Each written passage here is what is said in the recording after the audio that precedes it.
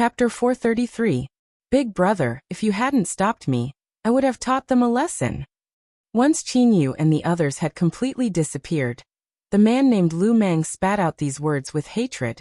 Shut up, this is the capital, not Qing'an Prefecture. You'd better change your impulsive personality, or else who knows what kind of trouble you'll cause in the future. Lu Luo glared at him. Just now when they were upstairs, they had heard those people whispering to each other. Those young people all had extraordinary backgrounds, and one of them was even the grandson of the Minister of the Right. How could these two brothers afford to offend such people? Although Lu Mang's brain wasn't that good, he always listened to his big brother Lu Luo's words. Hearing this, he could only shut his mouth in embarrassment. Young Duke Qin Manor Minister Qin. As these words floated in Lu Luo's mind, the old man holding the gong was whispering to Old Man Sunday. Not long after, the old man's face lit up, and after getting confirmation from Old Man Sun, he happily turned his head and said something to the young girl. As Li walked back home, Qin Yu's strange smile still occasionally appeared in his mind. The conflict between the two had long been irreconcilable. Whether it was threatening, ignoring, or even fighting, these were all normal reactions. But Qin Yu was so calm, so unnaturally calm. Li didn't think that it was because Qin Yu had thought about life in the past few months and suddenly felt that he had been a beast for the first half of his life, so he decided to turn over a new leaf and become a law-abiding citizen. This was impossible. He really couldn't understand Qin Yu's behavior. Could it be that he had encountered a maniac with multiple personalities? When Li Yi returned home, Rui and the old madam were talking in the courtyard. When she walked over, the two of them simultaneously shut their mouths. Li Yi was surprised. Was there something they couldn't let him hear? In the shade under the tree, second granduncle was lying on a rocking chair, snoring softly. Li Yi thought about it, and was surprised to find that second granduncle usually slept more than he was awake. He did not know where the old man got so much sleep on a daily basis. Li Yi could not do it himself. If he slept too long, his head would hurt. Was it because his martial arts was not as good as second granduncle's? Other than him and second uncle, almost everyone else was busy. Unknowingly, there were a lot of businesses in the family. The Rui workshop, the ice-making workshop, the smoothie shop, and the brothel that was still in its infancy. All of these required people. The habit of not trusting others might have been formed when they were in the Willow Leaf Village. Lao Feng and the others would do anything related to money on their own. For things like making ice, they would always keep an eye on it and not let other people interfere. The busier they were, the more excited they were. Li noticed that Mrs. Feng's face was always glowing these days, especially after Zhuzi was put in charge of a shop in the city, and only returned home once every few days. Mississippi Lu seemed to have nothing to do recently. There was no Wulin hero ranking in the capital, so naturally, there wouldn't be a chance for her to find someone to practice with. Bored, she sat in the courtyard and wiped her eyes with liquor. When Li Yi came in, she looked up and glanced at him, then went on with her own business. Li Xian walked in circles on the ground while looking at Li Yi, who was lying in the rocking chair and reading. Solved? Li Yi asked casually. It's done. Li Xian stopped in his tracks and nodded. He couldn't hide the surprise in his eyes. He finally couldn't help but ask, You, how did you know? Remember the saying, the experts are among the people.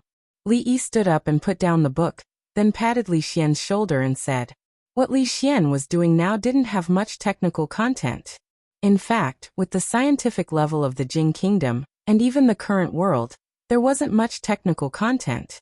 The so-called high-end talents were only SOSO, and even far from some of the enthusiasts among the people. The power of the people was infinite. Mobilizing the power of the whole capital was definitely much better than a few people racking their brains together. The experts are among the people. Before today, Li Xian would definitely scoff at the person who said this, but it turned out that Li Yi was right. Thinking of the problem that had been bothering him for a long time, and then thinking of the honest, bare-chested, uneducated carpenter outside the capital, his handsome face couldn't help but feel a little hot. The dignified crown prince, who had received the orthodox education of the royal family since childhood, was not even as good as an uneducated carpenter. How shameful. The problem that troubled him so much that he couldn't eat or sleep was actually only worth 10 taels of silver, and it was easily solved by a carpenter. Li Xian even wondered what the point of doing this was. More importantly, this was a wonderful method. Why didn't he think of it before? Was the gap between him and Li Yi really so big? Li Yi casually threw him a washed pear that was soaked in ice water and said, "You came to say this?" Li Xian took a bite of the pear, and his face became slightly serious. He said, "I came to tell you that Qin Yu is out." "You're out?" Li Yi didn't know what he meant by that. Li Xian explained, "After you left the capital, Qin Yu was grounded by Prime Minister Qin for half a year. He didn't step out of the Qin's mansion until a few days ago." Li Yi didn't know that there was such a thing. He was stunned for a moment and said, "I know. I just saw him today." "Today?" Li Xian looked at him in surprise and asked, "Where?" After a while Li Xian, who understood the whole story, frowned and said, "How is that possible? This doesn't seem like Madman Qin's character." "What's Madman Qin's character like?" "He doesn't return favors and takes revenge. He won't suffer losses," Li Xian said seriously. Then he shook his head and said, "But it's also possible that Prime Minister Qin increased the restrictions on him. After all, the Qin family's decades of reputation can't be ruined by Qin Yu alone. Moreover, Prime Minister Qin has been urging Uncle Huang to support the King of Shu as the crown prince these days. All the officials in the court who disagree with him are watching him. It's impossible for Qin Yu to cause any trouble and be caught." "Support the King of Shu as the crown prince?" "Yes. The ancestral rule of the Li family is to pass it on to the elder, and not the younger. Prime Minister Qin is a veteran of 3 dynasties, and has always been a supporter of the King of Shu. The King of Shu can't get to where he is today without the support of Prime Minister Qin." Li Xian finished the pear in a few bites and said, "During the time you were not in Jingdo, many things happened. Uncle Huang's health is unwell, and the discipline of the court is not strong. Prime Minister Qin and many other officials have repeatedly remonstrated with Uncle Huang, wanting to appoint a crown prince to oversee the country. Although Uncle Huang's health has improved, there have been even more voices in court wanting to appoint a crown prince." Li Yi could understand what Prime Minister Qin and the others were doing. After all, the country couldn't be without a ruler. If the old emperor was in the prime of his life, healthy, able to eat 5 bowls of rice a day and communicate with his concubines at night, who would mention the idea of appointing a crown prince? But now the emperor was seriously ill, and no one knew when he would follow the late emperor into death. Under such circumstances, what were they waiting for instead of appointing a crown prince? If the emperor suddenly passed away, the position of the East Palace would be vacant, and the court would be unstable.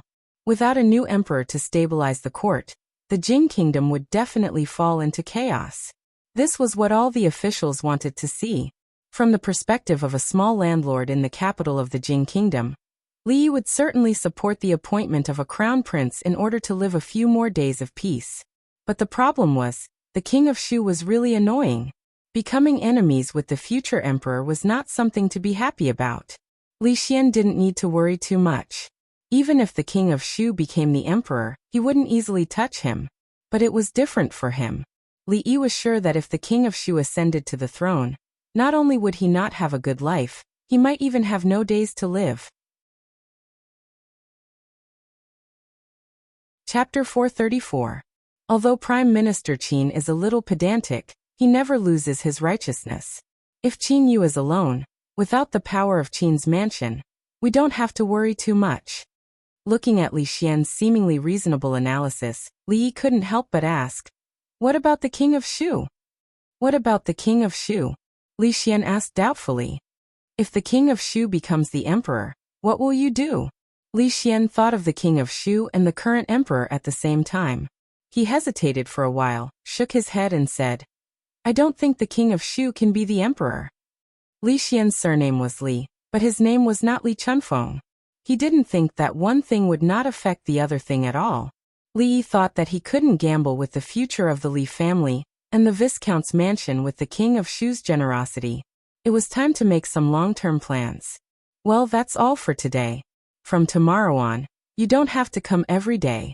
I'll ask Princess Shining to inform you of the specific time of the class. Li stood in front of them and clapped his hands.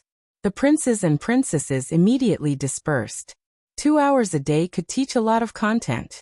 Now these princes and princesses only needed to attend the math class. It wouldn't take long for them to grow from first graders to second graders. Li felt that it was enough for them to learn up to this level. As for the deeper things, they would never need them for the rest of their lives anyway. The standard of not making mistakes when buying groceries was enough for them to use for the rest of their lives if they needed to buy their own groceries. My brother, what are you writing? Seeing that the teacher had left and Monarch Jean was still lying on the table biting the tip of his pen, a young prince ran over and asked in confusion. Shoo, don't disturb me. I'm doing math. Monarch Jean waved his hand as if shooing away a fly and continued to frown. Oh. The young prince nodded and looked at the paper on the table. My brother, you're a liar. Suddenly, as if discovering something, the young prince frowned and pointed at Monarch Jean. How did I lie to you? Monarch Jean glared at him and said, Go away, don't make trouble for me. Go play somewhere else. You're a liar. The little prince pointed at the strange symbols on the paper and said, You didn't even write a number. This is not mathematics. Hearing this, Prince Jean was stunned. He looked down at the A, B, X, and Y on the paper and sighed deeply. He touched the little prince's head and took out a booklet from under the table. He said, Xiaowen, you are still too young to understand the horror of arithmetic. Come on, let me broaden your horizons. Not long after, a certain youth walked out of the Bowen Hall with a dumbfounded expression. He stood at the entrance in a daze, his face filled with deep bewilderment. Just now, under the guidance of his imperial brother, Prince Jean, his life had undergone an inhumane subversion. Why put chickens and rabbits in the same cage? Why count their heads and feet? Isn't it boring? Have you ever considered the feelings of the chicken and rabbit? Also, why does Li Lei pursue Han Mimi? How long will it take for Li Lei to catch up with Han Mimi? How dare he molest an innocent woman? Li Lei, come out now. I'll ask the guards to break your legs. What's more, why did he pour and scoop water for the Dragon Phoenix pond? Why did he ask how long it would take for the pond to be empty? Water is very precious. A few days ago, during the drought, his imperial father warned them to save water, because there were still many people who didn't have water to drink. If anyone dared to scoop up the water in the Dragon Phoenix pond, his imperial father would definitely punish them. The weather outside was a little hot, but the youth didn't feel hot at all. After shivering, he no longer felt that the mathematics he was learning was very difficult. He looked into the hall with some pity, then quickly ran away. Just as Prince Jean was scratching his ears and cheeks and sweating because of a difficult problem, in the cool morning dew hall, Princess Shining grabbed the last piece of meat roll with her nimble hands. She proudly raised her chin at Li Yi, dipped it in the sauce that Li Yi had personally made in the jade bowl, and quickly stuffed it into her mouth. Among all the palaces in the entire imperial palace, there were only 3 that were so cool, except for the old emperor's residence. Princess Yongning's palace, Consort Yan's, Shaning's mother, palace, and the last one was Princess Emingzu Royal's morning dew hall. After class, Li Yi was dragged here by Princess Shining.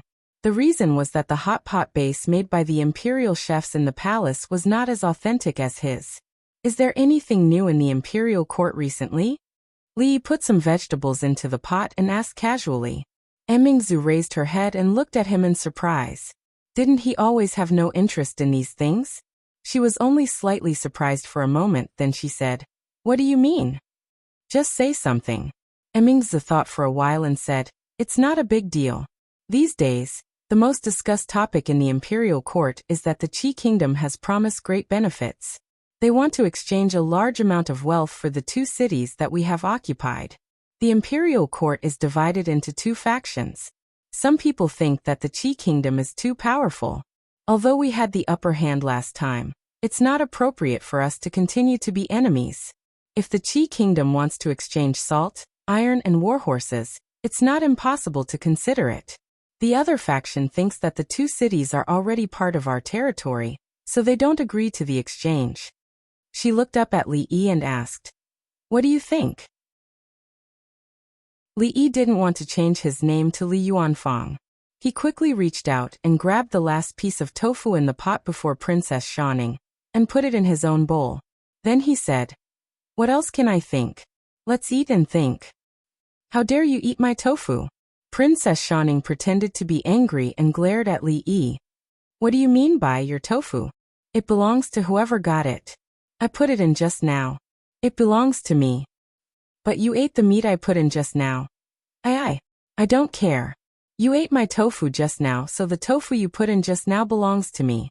Emingzi looked at the two people arguing endlessly over a piece of tofu, and suddenly felt a headache coming on.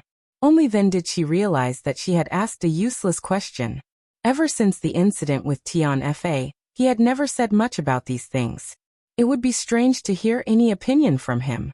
Li looked at her and asked again, "Let's not talk about these boring things. What else is there to talk about?" Emingzi knew that the boring things he was talking about were all the affairs of the state. She shook her head and said helplessly, "When the envoy of the Qi kingdom was negotiating with my father and the court officials about the two cities, several people who claimed to be scholars of the Qi kingdom suddenly appeared in the capital. In the name of exchanging knowledge, they challenged the great scholars of the Jing kingdom.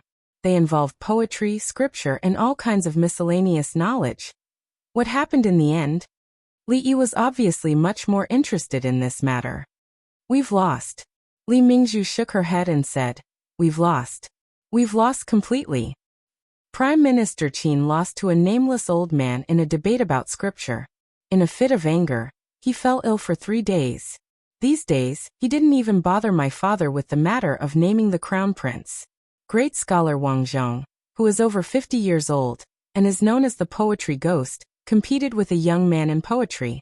He admitted on the spot that his poetry was inferior. Chess Saint Baiyu played 3 games with that person and lost every game. Upon hearing this, Li Yi was a little stunned. He didn't even realize that his tofu had been eaten by Princess Shaning. Only a few people from the Qi kingdom had come, but they had defeated the most powerful people of the Jing kingdom in their respective fields. This was a slap to the face. Chapter 435. After a rare victory, the morale of both the people and the imperial court of the Jing kingdom was unprecedentedly high, reaching its peak in the past 10 years. Although the move of the Qi kingdom did not cause any substantial damage to the Jing kingdom, it greatly impacted the morale and enthusiasm of the people. Moreover, this was an open and above-board exchange of knowledge. Even if the Jing kingdom lost, they could not take revenge, otherwise they would really lose face and reputation.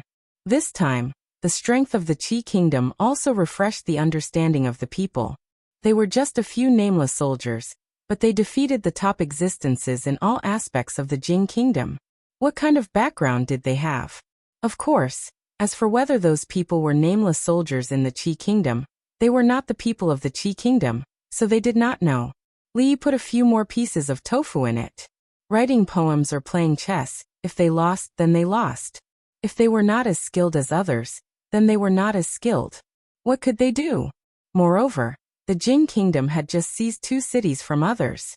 How could they not allow others to come and get back at them? It was a pity that they did not see it with their own eyes that day when Prime Minister Qin fell ill from anger after debating with others. Li reached out to pick up his tofu and asked casually, "Didn't they say that the imperial court is debating about the crown prince? What's the result now?" Emingzhu raised her eyebrows and said, "The crown prince has always been a matter of the royal family. Since when did others have the right to tell us what to do? If not for the stability of the imperial court, Father has always actively listened to the opinions of the officials and never acted arbitrarily. How could they have today's arrogance?"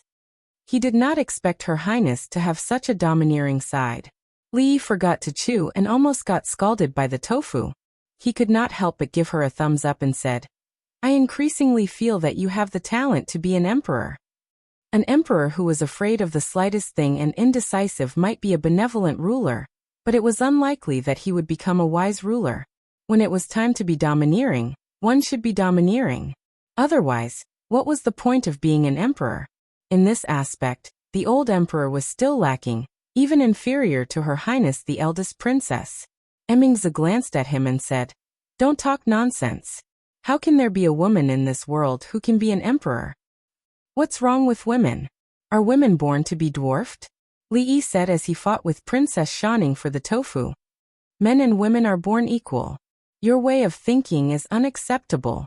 Princess Shanning agreed with Li Yi's words very much. She nodded her head repeatedly, and the speed of her snatching became faster. In this day and age, saying that beggars and emperors were born equal would be labeled as disrespecting the emperor, but for Her Royal Highness, who had long awakened her feminist consciousness, she never thought that men were nobler than women. This is different. Emingzu looked at him and said, since ancient times until now, which woman? In short, women can't be emperors. Who said that women can't be emperors? Li Yi wondered why this girl was so stubborn. He snatched the last piece of tofu from Princess Shanning's chopsticks and looked up at her. Have you never heard of Wu Zetian? Wu Zetian. Emingzu showed a trace of doubt on her face. After thinking for a moment, she still couldn't remember this name. She asked, who is Wu Zetian? You haven't even heard of Wu Zetian. Li Yi suddenly realized a problem halfway through his sentence. This was a world that was completely different from the one he was familiar with.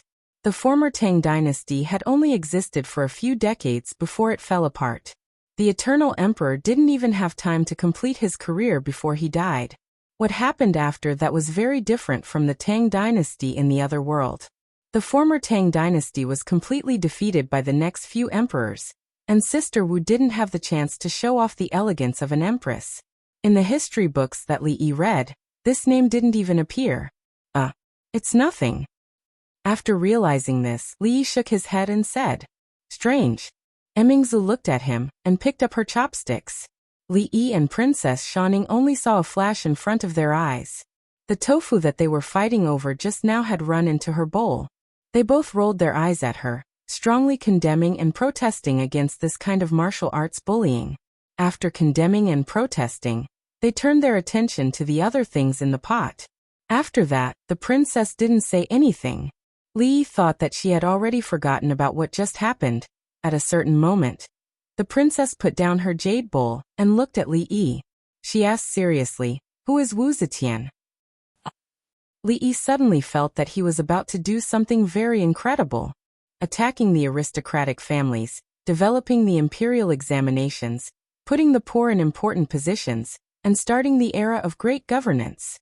Emingzu looked at Li Yi. Can a female empress really achieve this?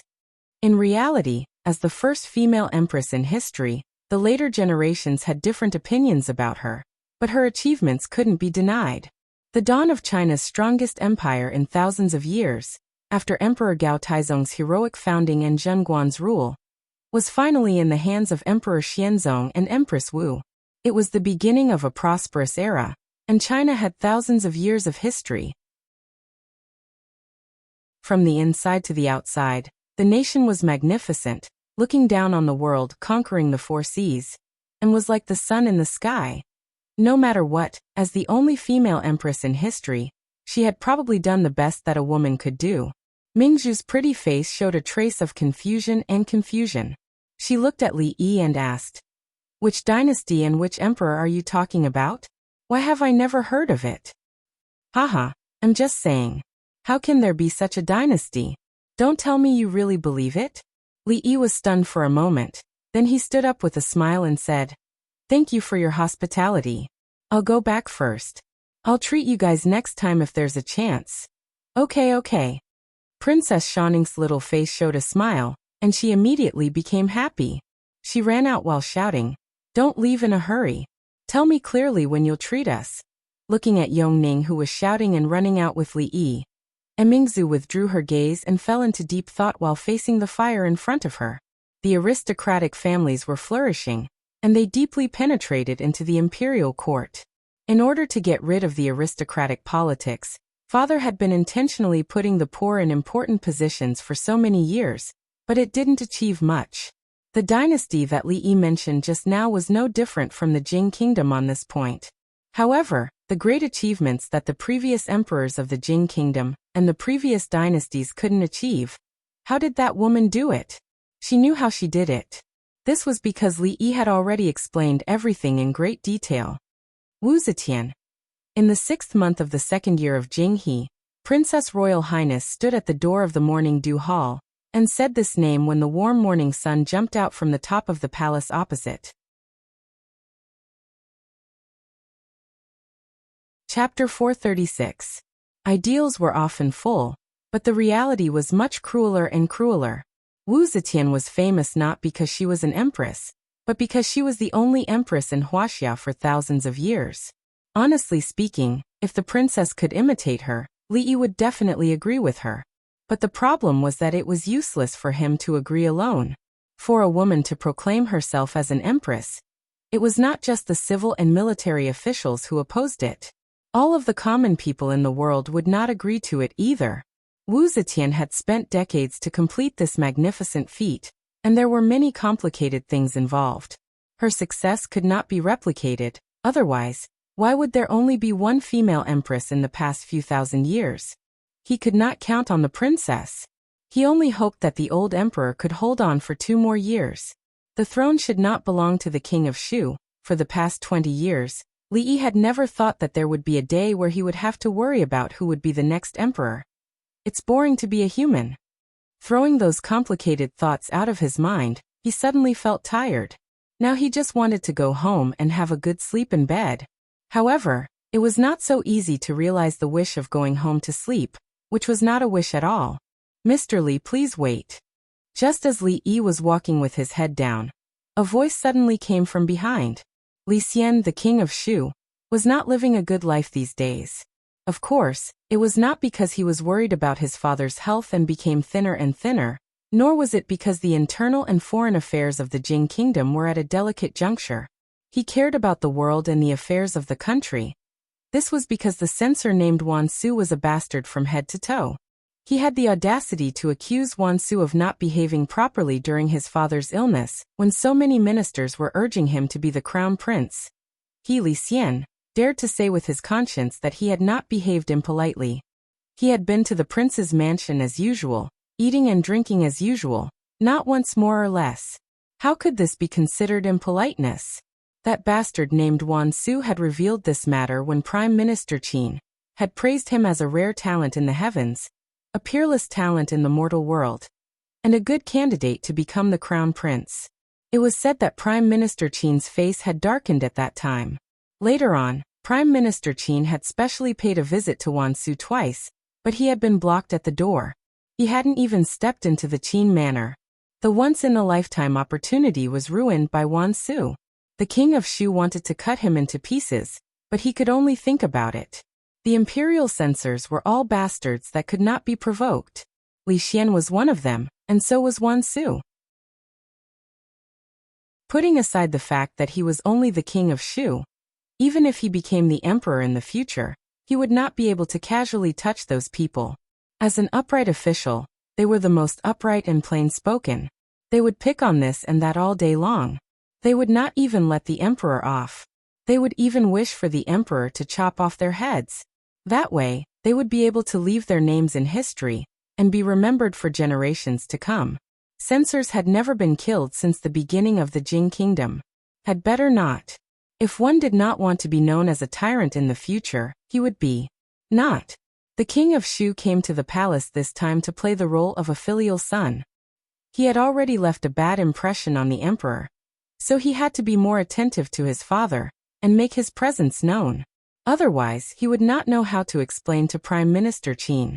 The court had not ended yet. Recently, because of the problem of the 2 cities of the Qi kingdom, the officials could not reach a consensus and were in a deadlock. Therefore, the morning court often ended very late. If the morning court did not end, his father would not come out. The king of Shu had to wait here for a while. He didn't wait for the court to end, but an unexpected person arrived. County Li, please wait a moment. The king of Shu looked at Li Yi's back and suddenly spoke when he saw Li Yi walking past him, seemingly ignoring his existence. Hearing the voice coming from behind, Li Yi turned around. When he saw a figure standing there, he was stunned. Then he cupped his hands and said, "Your Highness, what's the matter?" "It's nothing important." The king of Shu took a step forward and said with a smile, I haven't seen County Li since the last time we parted in the prince's mansion. I have been feeling guilty for not being able to apologize to County Li in person. Apologize? Li Yi looked at the king of Shu and did not know what he was up to. Or did he take the wrong medicine in the morning? Last time, I did not figure out the cause of the matter, and made County Li feel wronged. The king of Shu actually cupped his hands and bowed slightly to Li Yi. With his identity and status, it was very rare for him to do such a thing. Your Highness, you are exaggerating. I don't remember what happened last time. No matter what the king of Shu was up to, Li Yi still remembered clearly how ruthless the king of Shu was last time. However, it was not good for him to fall out with him, so he said calmly. The king of Shu could not help but twitch the corner of his mouth. You don't remember? You didn't remember? You even beat Qin Yu so hard the next day. When I went to the Qin's mansion to see him, I almost did not recognize that the swollen pig head was Duke Qin. However, what the king of Shu cared about was not the pig-head Duke Qin, but Li Yi, who caused all this. However, the king of Shu acted as if nothing had happened. Later, according to the county captain who went to the county mansion to arrest him, County Li actually had the token of the secret intelligence office. The moment he learned this news, the king of Shu realized that he had underestimated his father's regard for County Li. The emperor was even willing to give him the token of the secret intelligence office, which could be said to be a great favor. The king of Shu was smart because he knew that his father was very smart, which could often save him a lot of trouble. He did have some grievances with Li Yi, but in the face of certain things, these grievances were not worth mentioning at all. The king of Shu believed that County Li should also understand this. What's more, he had done the best he could just now. The king of Shu, the future emperor, had apologized to him personally. What else did he want? After showing his attitude, the king of Shu did not continue the topic just now. He looked at Li Yi and said with a smile, "Recently, the officials in the court have been arguing against the crown prince. County Li is highly regarded by my father. What do you think of this?" This was a naked test, or rather, a cozying up. County Li was also a smart person, so he would definitely understand what he meant. What do you think? Li Yi said in surprise. I'm not in the court, so I naturally can't see or hear what happens in the court. Your Highness, I'm afraid you've asked the wrong person. The king of Shu looked straight at Li Yi, and the smile on his face gradually disappeared. Some things were very clear without saying, but everyone could understand. The king of Shu also understood what Li Yi said just now. He looked at Li Yi expressionlessly and said, County Li, are you really not willing to help me? The king of Shu's expression was cold, and the surprise on Li Yi's face gradually disappeared.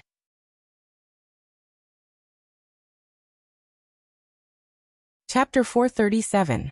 Since ancient times, those who achieved great things had many qualities, but none of them included what the king of Shu had displayed. That day at the king of Shu's residence, if not for Li Xian's appearance and the king of Shu's favoritism, things would definitely have gone out of control. Even Li Yi himself wouldn't have been able to control it. It could be said that after that day, although their relationship wasn't as bad as it was with Qin Yu, they wouldn't pretend that nothing had happened. He was fickle and two-faced. Not only could one not be friends with such a person, it was even more impossible for one to be a king and a minister. Before this, there were rumors that the king of Shu was talented in both literature and martial arts, had outstanding intelligence, and was easy to make friends with, but it was all bullshit. However, such a person with low IQ and EQ was the son of the imperial concubine, the eldest son of the current emperor, and the first in line to succeed the throne. And this successor had just completely fallen out with him. Thinking about it, he hadn't offended anyone at the start. This feud was too unjust. Oh, it's actually you. A rough voice suddenly came from the side. As soon as Li Yi turned his head, his shoulder was patted heavily twice. An old man glared at him and said angrily, You brat, you really don't know the rules. I heard that the ice-making workshops in the capital are run by your family?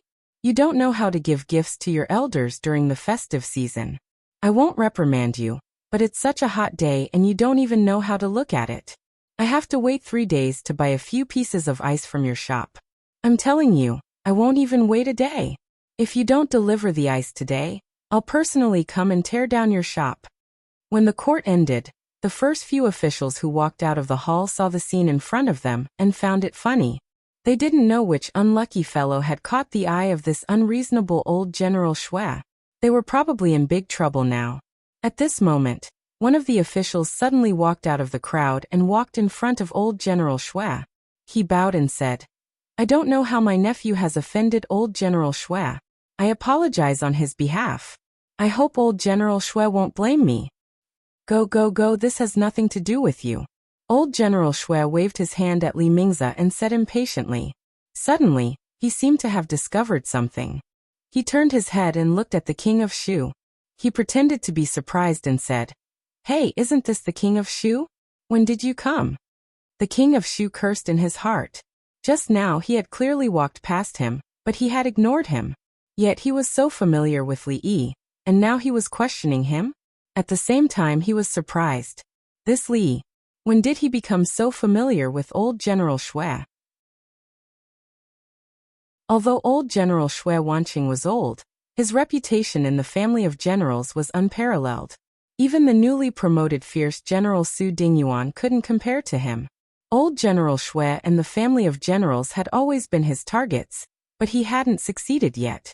Seeing that old General Shui, who usually ignored him, was actually treating Li Yi so warmly, the King of Shu felt a little upset. No matter how upset he was, he still forced a smile and said to old General Shui with cupped fists, "Li Xian pays his respects to old General Shui." Shui Wanqing just nodded to the King of Shu and looked at Li Yi again. He said loudly, "Did you hear what I said just now?" Li Yi was sure that although he had met old General Shui once, their relationship wasn't so deep that old General Shui would offend the King of Shu to help him out of trouble. Thinking of what he had said to the old generals in the hall that day, Li Yi felt moved. He had thought that they were just saying it casually and had not expected that he would actually do it. He bowed to old General Shui and said, "This junior understands." Another old man walked over with a smile and said, "Hee, I can't let you old fart Shui take all the benefits. My children are always making a ruckus. Little fellow, when you give the ice to old fart Shui, don't forget to bring my share as well. I'll be paying for it." "Nonsense, Zhang, did I say that I won't pay?" Old General Shui was furious and glared at the old man. "Why is Sir Zhang also following?" The surrounding officials were all surprised to see this scene. Old General Shui was famous for being a dissolute old man in the imperial court. It wasn't strange for him to do strange things. However, although Sir Zhang was also a general, he had always been calm. Why was he playing with old General Shui this time? Assistant Minister Li Mingzi of the Ministry of Personnel stood still with a stunned expression. Things seemed to be a little different from what he had imagined. "You two old men. How can you leave me out of such a good thing? In that case, this old man will have to join in as well."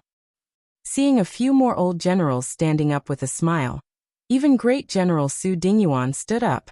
The expressions on the faces of the surrounding officials were somewhat indescribable. It was said that a general's family was united, and it was indeed true. They even bullied someone together. What did Assistant Minister Li's nephew do in his previous life to be targeted by so many old generals? However, there were naturally smart people among the officials. At this moment, many of them looked at the King of Shu and then at the young man who was surrounded by a few old generals with a thoughtful expression. "Move aside, how old are you? How dare you call yourself old man in front of me?" Old General Shui waved his hand impatiently at Su Dingyuan, causing the crowd to tremble. In the entire Jing Kingdom, there was no one else who dared to speak to General Su like this except for him. "Disperse, disperse. What are you all doing here? Are you waiting for me to treat you to a meal?" Old General Shui's words caused the crowd to disperse in an uproar. In the entire imperial court, no one dared to ask old General Shui to treat them to a meal, unless they were tired of living. The King of Shu also left. The moment he turned around, his face turned completely gloomy. He realized that he was wrong again. Who exactly was this Li Yi to be able to make so many old generals stand out without any fear of him? He even felt a little regretful. Perhaps, he had already made a mistake that day in the king's residence. After the King of Shu and the officials had dispersed, the frivolous expression on old General Shui's face gradually disappeared. He looked at Li Yi and asked seriously, "Do you have a feud with the king of Shu?" "Thank you, generals, for your help just now." Li Yi did not answer directly. Instead, he bowed respectfully to the old generals. He did not have a deep relationship with these old generals, but they were willing to stand out at that moment and declare their stand in front of the king of Shu and the officials. This was a huge favor. If you can avoid offending the king of Shu, it's best not to. Old General Shui looked at him deeply and said. After saying that, he seemed to have thought of something and laughed again. He patted Li Yi's shoulder again and said, "Don't worry, before the few of us old fellows enter our coffins, we can still protect you for a period of time." After the old generals left, Li Yi did not feel happy because he suddenly had such a strong backer. Ever since the inexplicable invitation to the king of Shu's residence a few months ago, he seemed to have been involved in a matter that he did not want to be involved in at all. The old emperor's unfathomable thoughts, the crazy and perverted little Duke Qin, the king of Shu who was already in the late stages of paranoia. How good would it be to have a simple life? Why did there have to be so many troublesome matters? A trace of fatigue surged from the bottom of his heart, and his mind was in a mess. Unknowingly, he walked out of the palace gate. He did not even see the carriage of the Viscount's residence, nor did he see the sword-carrying lady standing beside the carriage.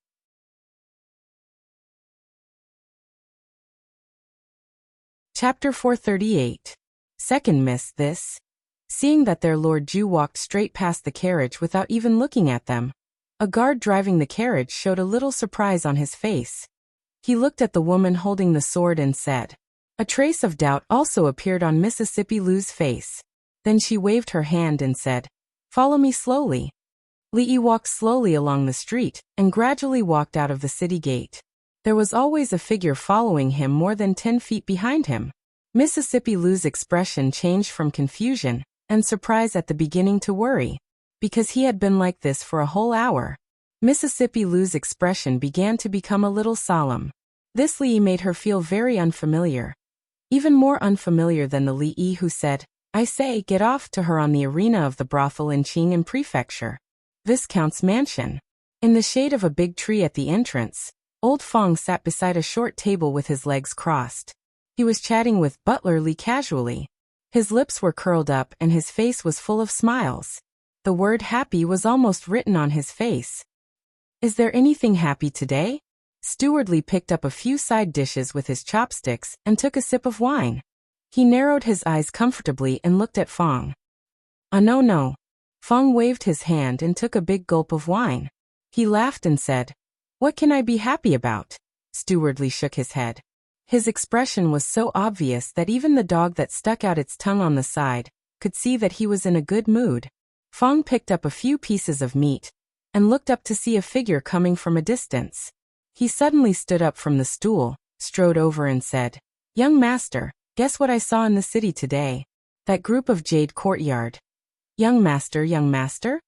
Feng looked confusedly at Li Yi, who didn't even pay attention to him and walked straight into the mansion. For a moment, he was a little confused, so much so that he even forgot something that made him excited until now. When he looked back, the carriage of Viscount's mansion was actually following behind. He wondered why the young master would walk back by himself without even sitting in the carriage. Until he saw Second Miss, who also didn't look very good, came over. A hint of understanding appeared on his face. "Second Miss, did you quarrel with the young master again?" When Mississippi Lu walked past him, Feng couldn't help but ask tentatively. As soon as the words came out of his mouth, he felt that it was inappropriate. He raised his head and saw the cold eyes of Second Miss Lu. He immediately shivered and reacted faster than the dog lying on the ground with its tongue sticking out. In an instant he disappeared. "Young master." Xiao Huan was washing the 2 clothes that Li Yi changed out of yesterday in the corridor. Seeing him coming in from outside, she immediately raised her little face. Rui came out from inside, looked at him and said with a smile, "You're back, husband. Have you eaten? If not, I'll immediately tell the kitchen to make it." "I have eaten," Li Yi said in a low voice, then walked into the room and said, "I'm a little tired, I'll sleep for a while. If there's nothing, don't let anyone disturb me." A trace of doubt appeared on Rui's face, but she still nodded. Xiao Huan washed her hands and ran in. As she made the bed, she muttered in a low voice. This year's Chinese Valentine's Day, she must ask Uncle Fong and the others to help build a smart building that was taller than last year's. These days, several servant girls in the mansion have been talking about how tall the smart buildings of the rich families in the capital were. She must not be inferior to them. Is Chinese Valentine's Day coming soon? Li took off his outer clothes and murmured. He looked at the servant girl and asked, "What day is it today?" The servant girl counted with her fingers, and after a while said, June 18th. Hearing this number, Li was startled. After a long time he sighed, and then a weak voice came over. June 18th. It's been a whole year. After Xiao Huan closed the door, she stood at the door and listened for a while. She didn't hear any other movements inside. She murmured in a low voice with some doubt, "What a year! Did anything happen today?" In the courtyard, Rui looked at Mississippi Lu and asked in confusion, "I don't know." Mississippi Lu shook her head. She didn't enter the palace with Li Yi today. After he came out, he became like this. She had no idea what happened. Rui didn't ask anymore, but when she looked at the tightly shut door, her face couldn't help but show some worry. Not knowing why, after coming out of the palace, Li felt especially tired, especially after hearing Xiao Huan talk about today. This kind of tiredness was not only physical, but also psychological. Lying comfortably on the bed, the double tiredness was released. He just wanted to sleep like this until the end of time. Sensing that the atmosphere in the residence wasn't right, the servant girls and servants in the Viscount's residence were especially careful these days. There were no more maids discussing how the residents would spend the double 7th festival half a month later. Lord Ju had not stepped out of that courtyard for a few days. Miss Xiao Huan's face was filled with worry. Second Miss never had a good look on her face. Even Foreign's face occasionally had a trace of worry. The servant girls and servants worked quietly, for fear of making the slightest sound. Lying on the bed, Li looked a little haggard. In fact, he had slept enough these days, but he still felt very tired. Ever since that special day, the negative emotions hidden somewhere in his body suddenly erupted. Other than sleeping, he felt that everything else was tasteless. But even if he fell asleep, it wasn't peaceful. There would always be some strange things in his mind. One moment, he was wearing an ancient costume and sitting in a bus, greeted by the surprised and scrutinizing eyes of the people on the bus. The next moment, he was wearing an Adidas sportswear and standing in the court with headphones plugged into his ears. The song in the headphones was Jay Chou's Back to the Past, and the person sitting on the throne above him was the King of Shu, who was looking at him with a sarcastic gaze. Then he would hear his mother's long-lost nagging. Once, when he was forced to marry, he found a woman on the street and brought her home. The woman looked the same as Rui. Similar images and pictures often appeared in his mind.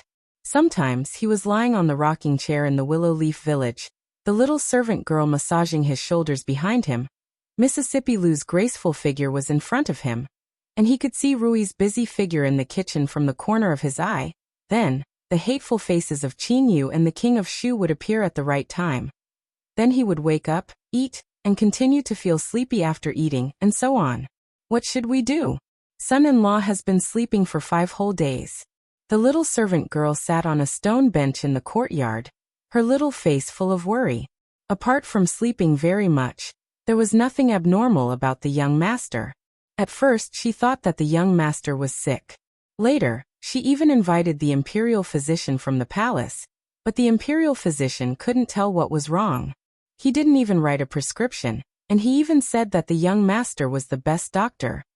What kind of lousy imperial physician was that? His medical skills were all lies. A figure with his hands behind his back walked out of the room, and the little servant girl hurriedly ran over. Rui, who had been waiting outside, immediately walked over and asked, "Second uncle, how is it?" The old man waved his hand and said, "This is his own demon. If he can walk out of it, it will be over. If he can't walk out of it..." Before finishing his words, second uncle left the courtyard with his hands behind his back. How is this possible? My husband's martial arts are not good.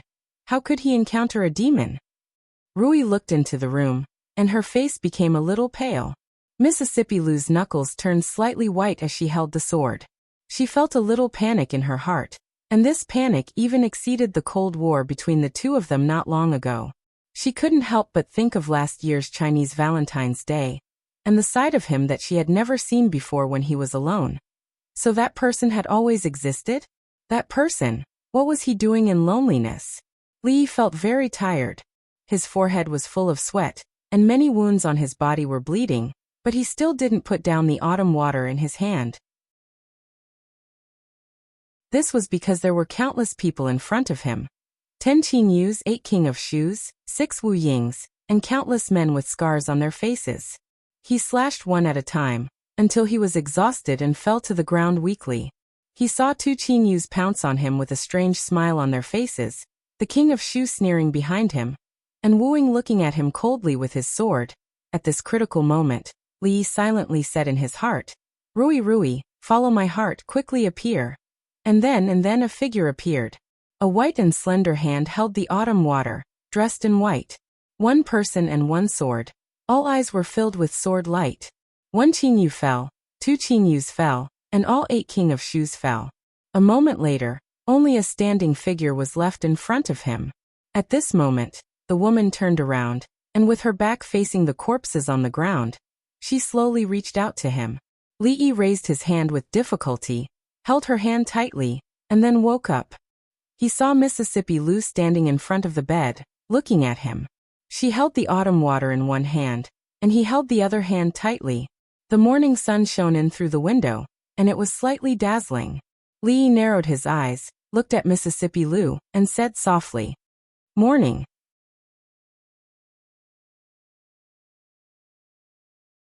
Chapter 439. When Miss Xiaohuan smiled and began to discuss Chinese Valentine's Day with them again, the maids of the Viscount's mansion knew that the crisis was over. So the dark cloud over the servants' heads slowly dissipated, and the warm sunshine shone in again. "What are you thinking about?" After breakfast, Li sat on a stone bench in the yard and looked at the sky in the distance. A cold voice came from the side. "Home." Li didn't look back. He just looked at the sky and said one word. Even if he had integrated into this place, there was a fact that would never change. The matter of the King of Shu was just a prelude.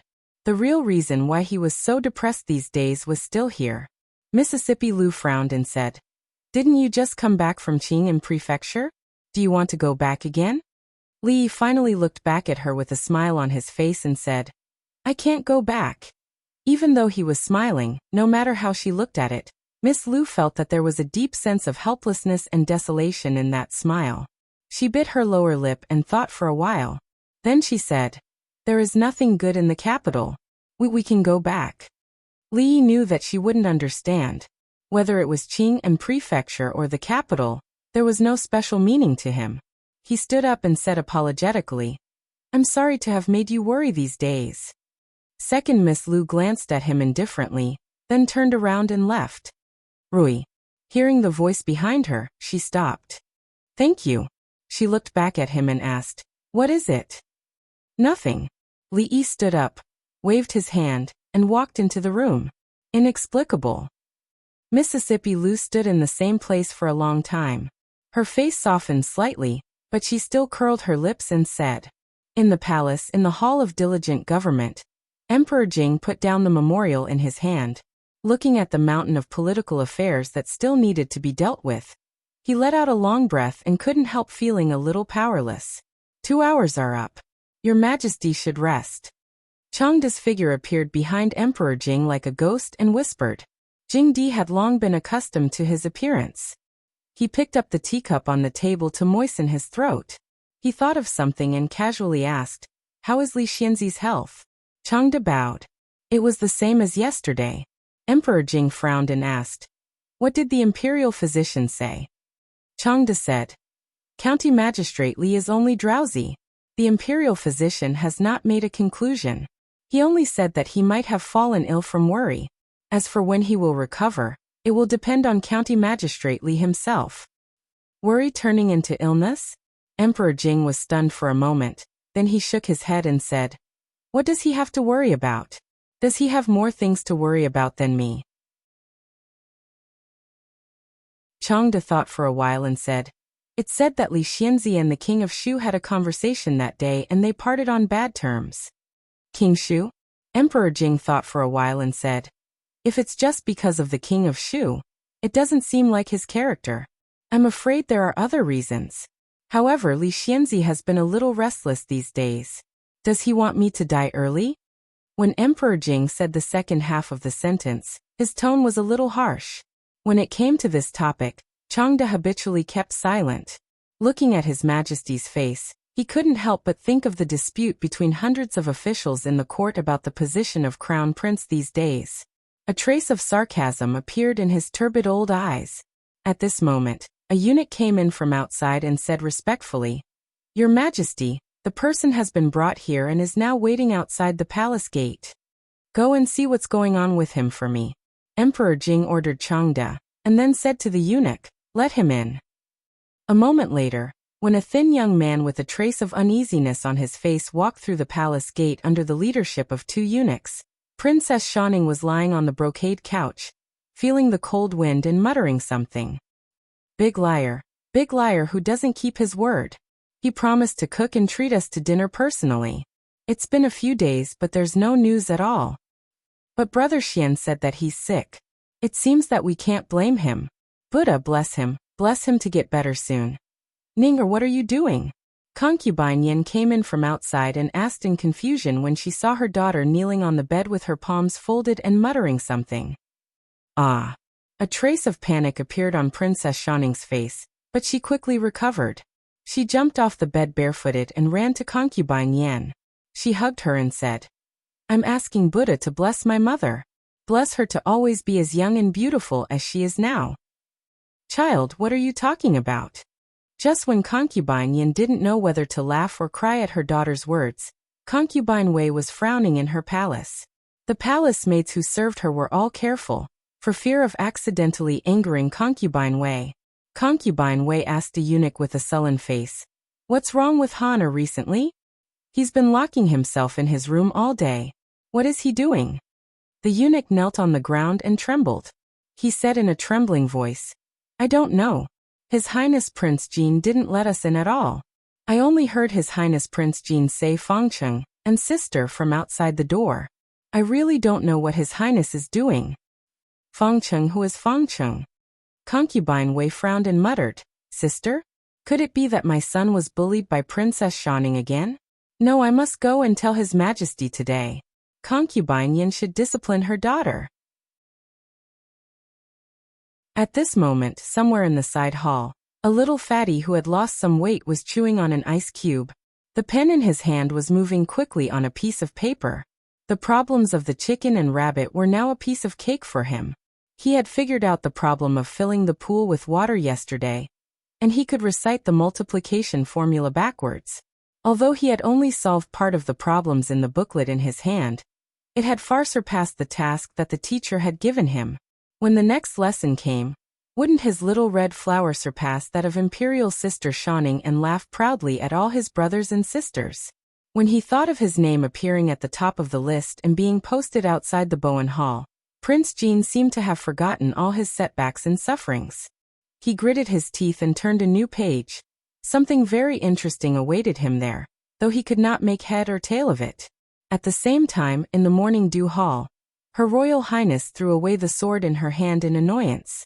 An old woman with a face full of wrinkles watched from afar, and shook her head helplessly. Her Royal Highness had been feeling restless these past few days. It was really not suitable for her to practice martial arts. In another palace, a small figure sat on the stone steps in front of the palace. He held a large doll in his arms and looked in the direction of the palace gate anxiously.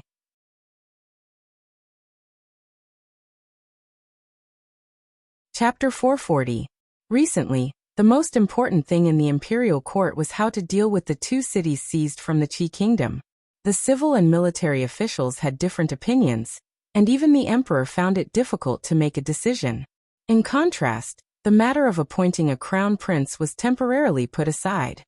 His Majesty did not reveal any intention of appointing a crown prince even though Prime Minister Qin had made such a big fuss.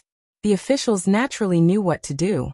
After a long time, Even Prime Minister Qin seemed to have temporarily given up, and did not mention this matter again. Of course, it might also be because Prime Minister Qin had fallen ill from anger, and had not yet recovered, so he did not attend court these days. In a spacious hall in the Qin mansion, Prime Minister Qin sat in the seat of honor. Although his face was a little pale, his complexion was generally good. It seemed that he was far from the rumors that Prime Minister Qin was inferior to the people of Qi when debating scriptures. He was so angry that he vomited 3 liters of blood on the spot and almost died. Prime Minister Qin, what should I do now?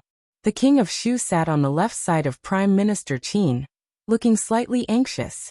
He had thought that with his identity and status, the position of Crown Prince was easy to obtain. All he needed was a personal edict from his father. However, the recent events had shaken his confidence. He had almost taken advantage of the right time, the right place, and the right people. As long as he took a small step forward, he would be able to sit on the position that he had dreamed of. However, in the end, the King of Shu sadly found that he seemed to be even further away from that position. Prime Minister Qin glanced at the King of Shu. For a moment, he also wondered if it was appropriate for him to be the future emperor of the Jing Kingdom.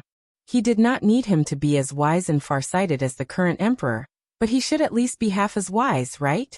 However, the recent events that had happened to the King of Shu made him doubt himself. Perhaps this was the reason why the emperor had not appointed the King of Shu as the crown prince? He shook his head and suppressed this thought.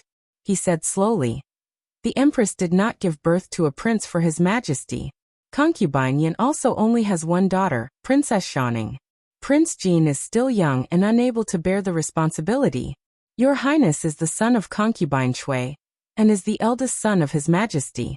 Therefore, Your Highness does not need to do anything but wait patiently."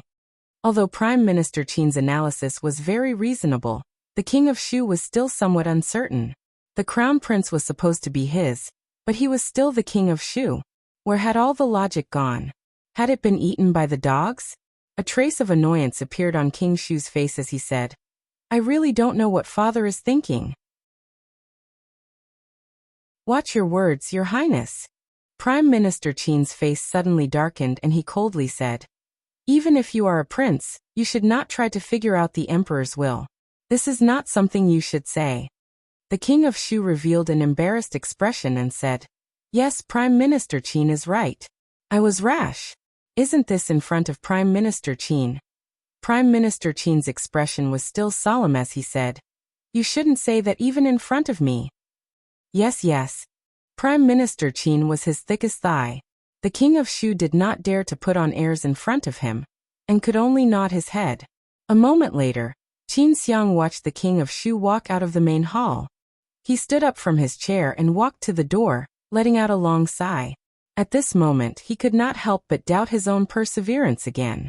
Although the ancestral rules could not be disobeyed, was it really possible to hand over the great land of the Jing Kingdom to such a person? In the past, Emperor Gaozu was so heroic that he could reverse the decline and build such a huge foundation in the chaotic times. After several generations of emperors, the Jing Kingdom had become what it was today. Although the current emperor was not as domineering as Emperor Gaozu, he was a rare leader of a resurgence. These years, the politics of the Jing Kingdom were clean and peaceful, all thanks to His Majesty. Even the expansion of land that generations of emperors could not achieve was miraculously completed a few days ago. It was a pity that His Majesty's health. Not only was the King of Shu not as talented as His Majesty in politics, he was also not as good as His Majesty in judging people. The current capital magistrate Dong Wenyun, Assistant Minister of the Ministry of Personnel Li Mingze, and many other juniors who shone brightly in the court and were destined to become pillars of the government in a decade or two. Which one of them was not personally promoted by the emperor? It was precisely because of this that he paid much attention to Li Xianzi, who had entered his eyes recently, and was highly valued by His Majesty. Even though he did not have a good impression of Li, he had already stopped judging people based on his own preferences decades ago. As the Prime Minister of a country, Qin Xiang could naturally find out things that others could not. Therefore, ever since the name Li first appeared in the records of the Ministry of Personnel, Qin Xiang knew everything that he had done. Essays, poems, mathematics, horseshoes, heavenly punishment, improved interrogation by torture, first aid in the military, making ice in summer, liquor, perfume. Qin Xiang could still remember how shocked he was when he saw these things. He immediately understood why His Majesty valued him so much and even made an exception to let him teach so many princes and princesses. It should be known that in the past, this was a special honor that only great scholars had. This was a truly talented person. He alone was comparable to countless ministers in the court. No wonder he was so favored by the emperor. His Majesty definitely wanted to train him to be the backbone of the next emperor. He was the fortune of the country. With such a person, the next emperor would probably go even further, although he himself would not be able to see it. From the perspective of the prime minister of a country, at that moment, Qin Xiang's dissatisfaction with Li Yi disappeared. Then he learned of the grievances between Li Yi, Qin Yu, and the king of Shu. The Qin family was now tied to the king of Shu. If the king of Shu did not ascend the throne, the Qin family would definitely become a thorn in the side of the new emperor, and would inevitably be destroyed. If Li Yi could be used by the king of Shu, it would be a great blessing for both the Qin family and the king of Shu. Unfortunately, that day when he left the court, he saw Li Yi and the king of Shu. Later he heard that county magistrate Li had fallen ill because of the threat from the king of Shu. It seemed that there was no room for reconciliation between the two. It's a pity.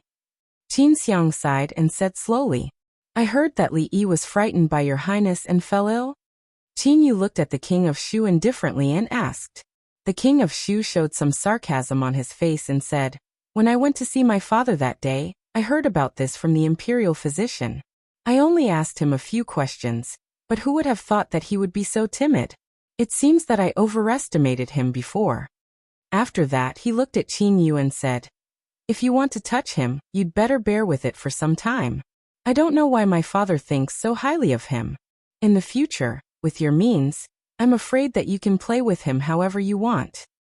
Qin Yu knew what the king of Shu was talking about in the future. However, every time he thought of the humiliation he had suffered in those 2 days, he wished that he could cut him into pieces. He really could not wait for that time to come.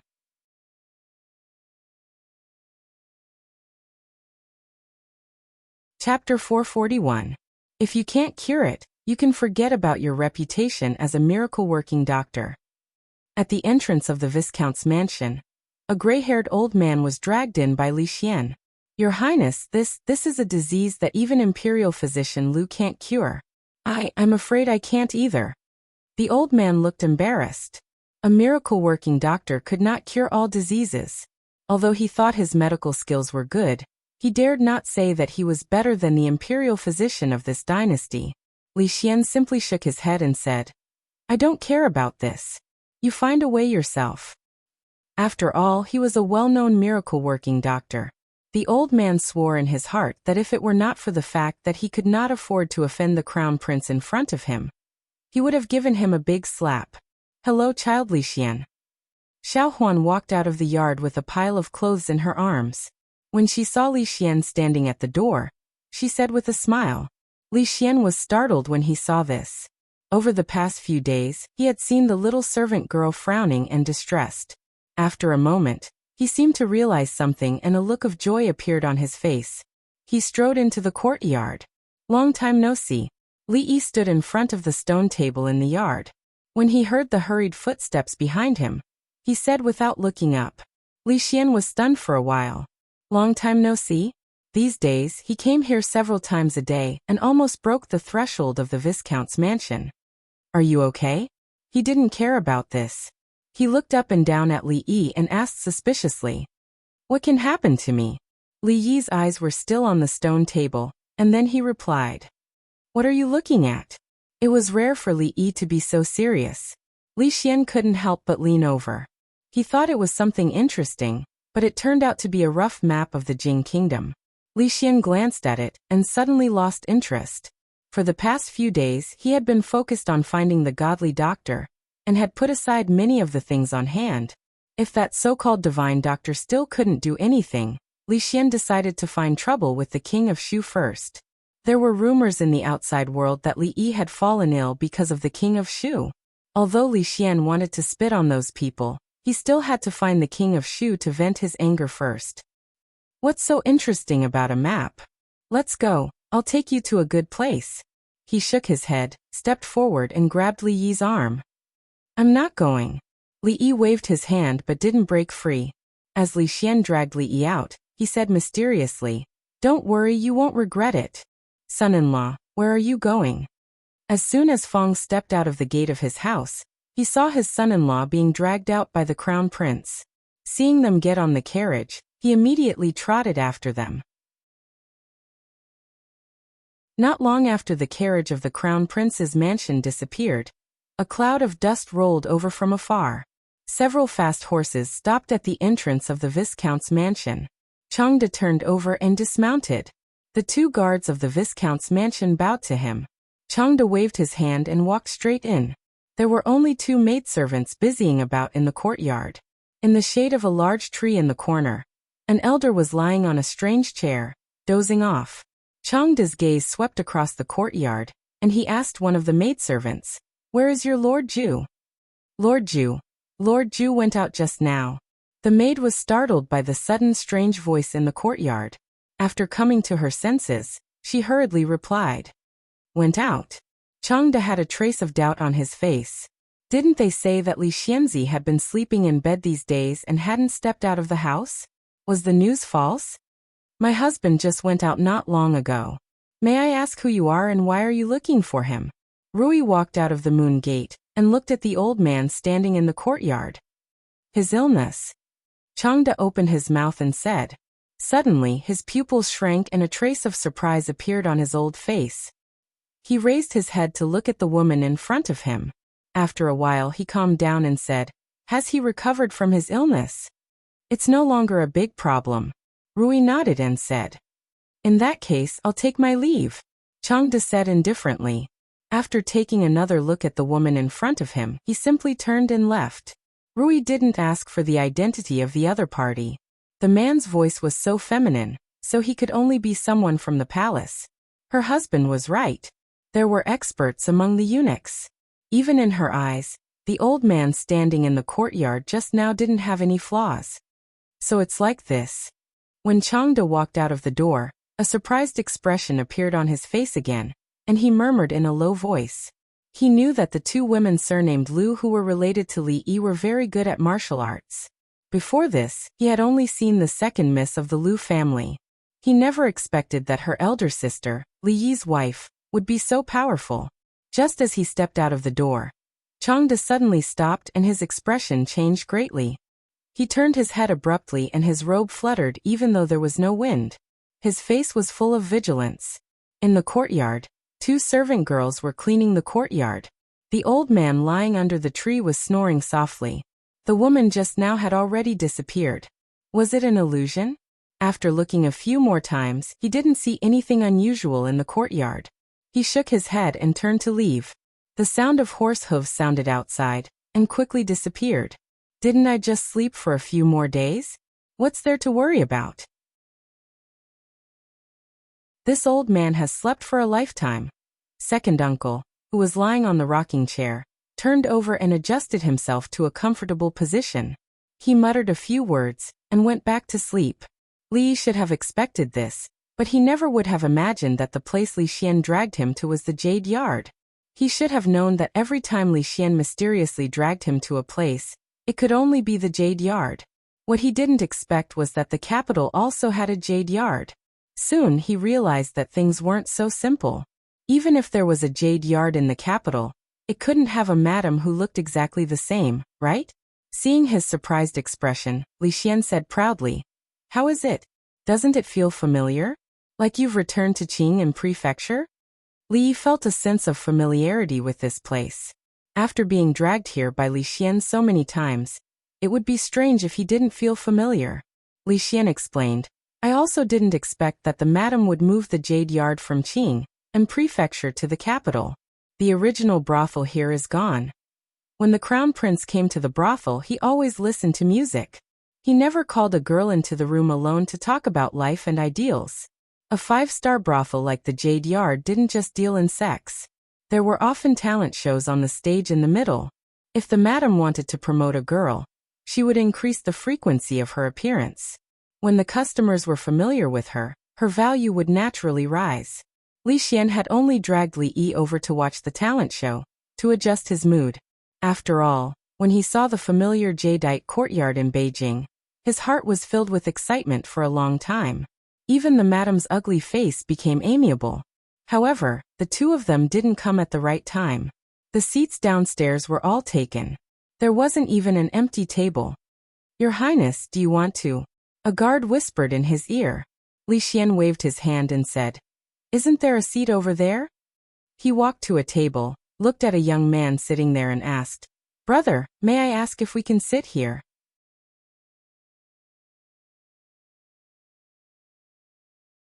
Chapter 442. The young man was the only one sitting at this table. The other 3 seats were empty.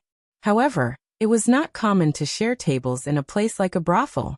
Behind the young man stood 2 men in cyan. Seeing this, they frowned and stepped forward.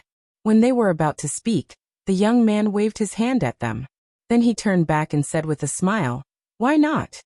"Thank you." Li Xian cupped his hands at him. After sitting down, he turned back to look at the young man and said, "Thank you, brother. This meal is on me." "Then I should say thank you." The young man smiled. He raised the wine glass in front of him and gestured to the 2 men. Li looked around and found that even the decoration here was similar to the Jade Yard in Qing and Prefecture. When he was in Qing and Prefecture, he didn't feel anything special, but now it looked very familiar. When he looked to his side, he found that something was missing. He asked in confusion, "Where's Fong?" When he went out just now, Fong had been following him.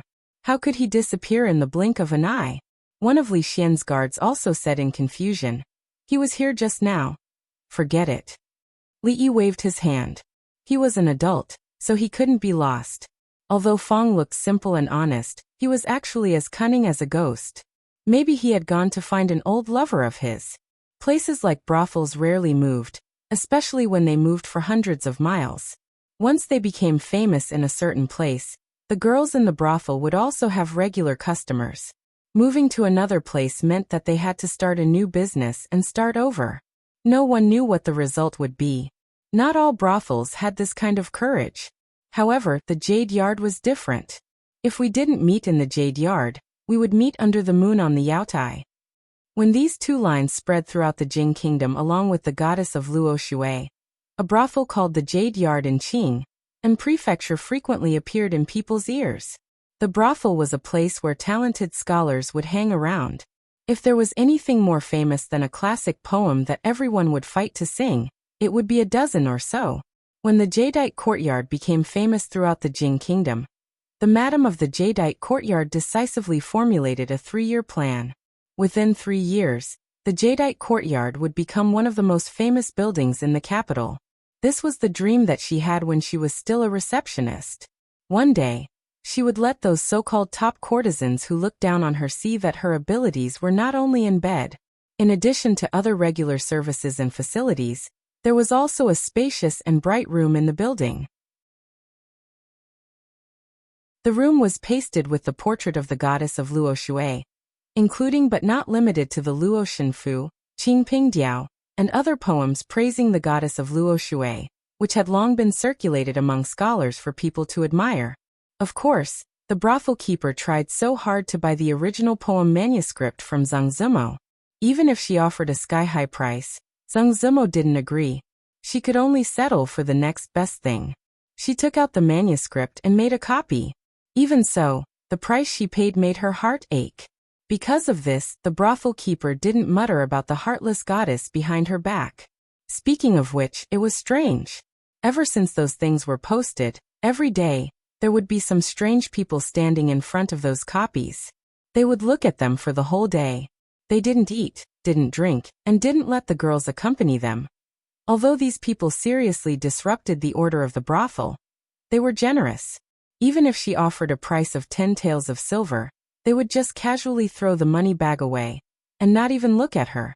It was as if their eyes were grown on the wall. Over time, the brothel keeper let them be. As long as they paid, they could look at it for as long as they wanted. Who is the goddess of Luo Shui?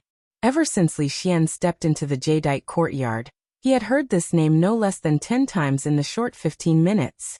He asked in confusion, since when did the jadeite courtyard have a goddess of Luo Shui? When the title of goddess of Luo Shui was first attached to Zhengzimo, Li Xian was no longer in Qing and prefecture. Later, although her fame had spread to the capital, it couldn't compare to the influence in Qing and prefecture. Therefore, this was the first time Li Xian had heard of the name of goddess of Luo Shui. The young man opposite him asked with some surprise, "Brother, you seem to be quite familiar with the jadeite courtyard, but why don't you know of the goddess of Luo Shui?" "No." Li Xian shook his head and said, "What goddess of Luo Shui? Could it be the new top girl of the jadeite courtyard? Where is Lady Zimo?" When Li Xian said the second half of the sentence, he looked at Li Yi.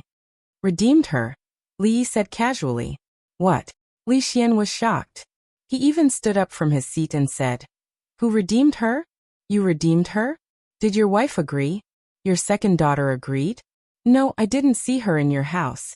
Could it be that you secretly redeemed her and raised her in Qing and prefecture? That's not right.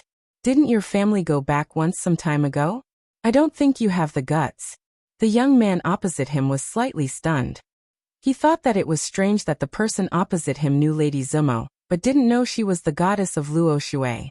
He was even more confused about what he had just said. Li Yi buried his head in his food and occasionally glanced at the young woman's dance on the stage. At this time, ignoring Li Xian was the right choice. Seeing that Li Yi didn't say a word and looked sad, Li Xian seemed to think of something. He sighed and said, "When we were in Qing and prefecture, I said that you should have made a move earlier. It's not easy for a woman to talk about this kind of thing. Moreover, Lady Zimo looks weak, but she is actually very strong-willed. Now someone else has made the first move. It's too late to regret." She redeemed herself. Li Yi finally couldn't stand it anymore. He put down his chopsticks and explained, redeemed herself?" The expression on Li Xian's face was stunned. He had the preconceived idea that the woman in the brothel must have been redeemed and taken back as a house. He was still feeling sorry for Li Yi. When he suddenly heard this sentence, he swallowed all the comforting words he wanted to say. The young man next to him showed a little surprise. He had been in the capital city for several months and had heard the name of the goddess of Luo Shui many times. However, although this jade courtyard was famous because of the goddess of Luo Shui, no one had ever seen the legendary woman. Listening to the words of the two noble young men in front of him, they seemed to know her and had a close relationship with her. Crash! When Li Xian was about to ask for more details, a girl in front of him who was carrying the dishes accidentally tripped, and the tray in her hand fell out of her hand. Then there was a sound of dishes breaking. One of the guests was unexpectedly hit on the head by a dish, and his whole body was drenched with juice. He looked very embarrassed. Even the young man sitting opposite them was stained with some vegetable juice. "Little Red, you damn girl. Can't you watch where you are going?" Quickly apologized to the guest. A brothel steward immediately walked over and scolded loudly, "Damn it, you're courting death." The unfortunate man was stunned for a moment. Then he realized what had happened and immediately jumped up from his seat. He didn't care about the steward's words just now. He looked at the girl who was standing there at a loss and scolded angrily. Then he slapped her face hard. A trace of fear flashed across the girl's face, but she didn't avoid it. She just closed her eyes tightly. In the end, the man's slap didn't fall on the girl's face. A young man grabbed his wrist. No matter how hard he tried, he couldn't slap her.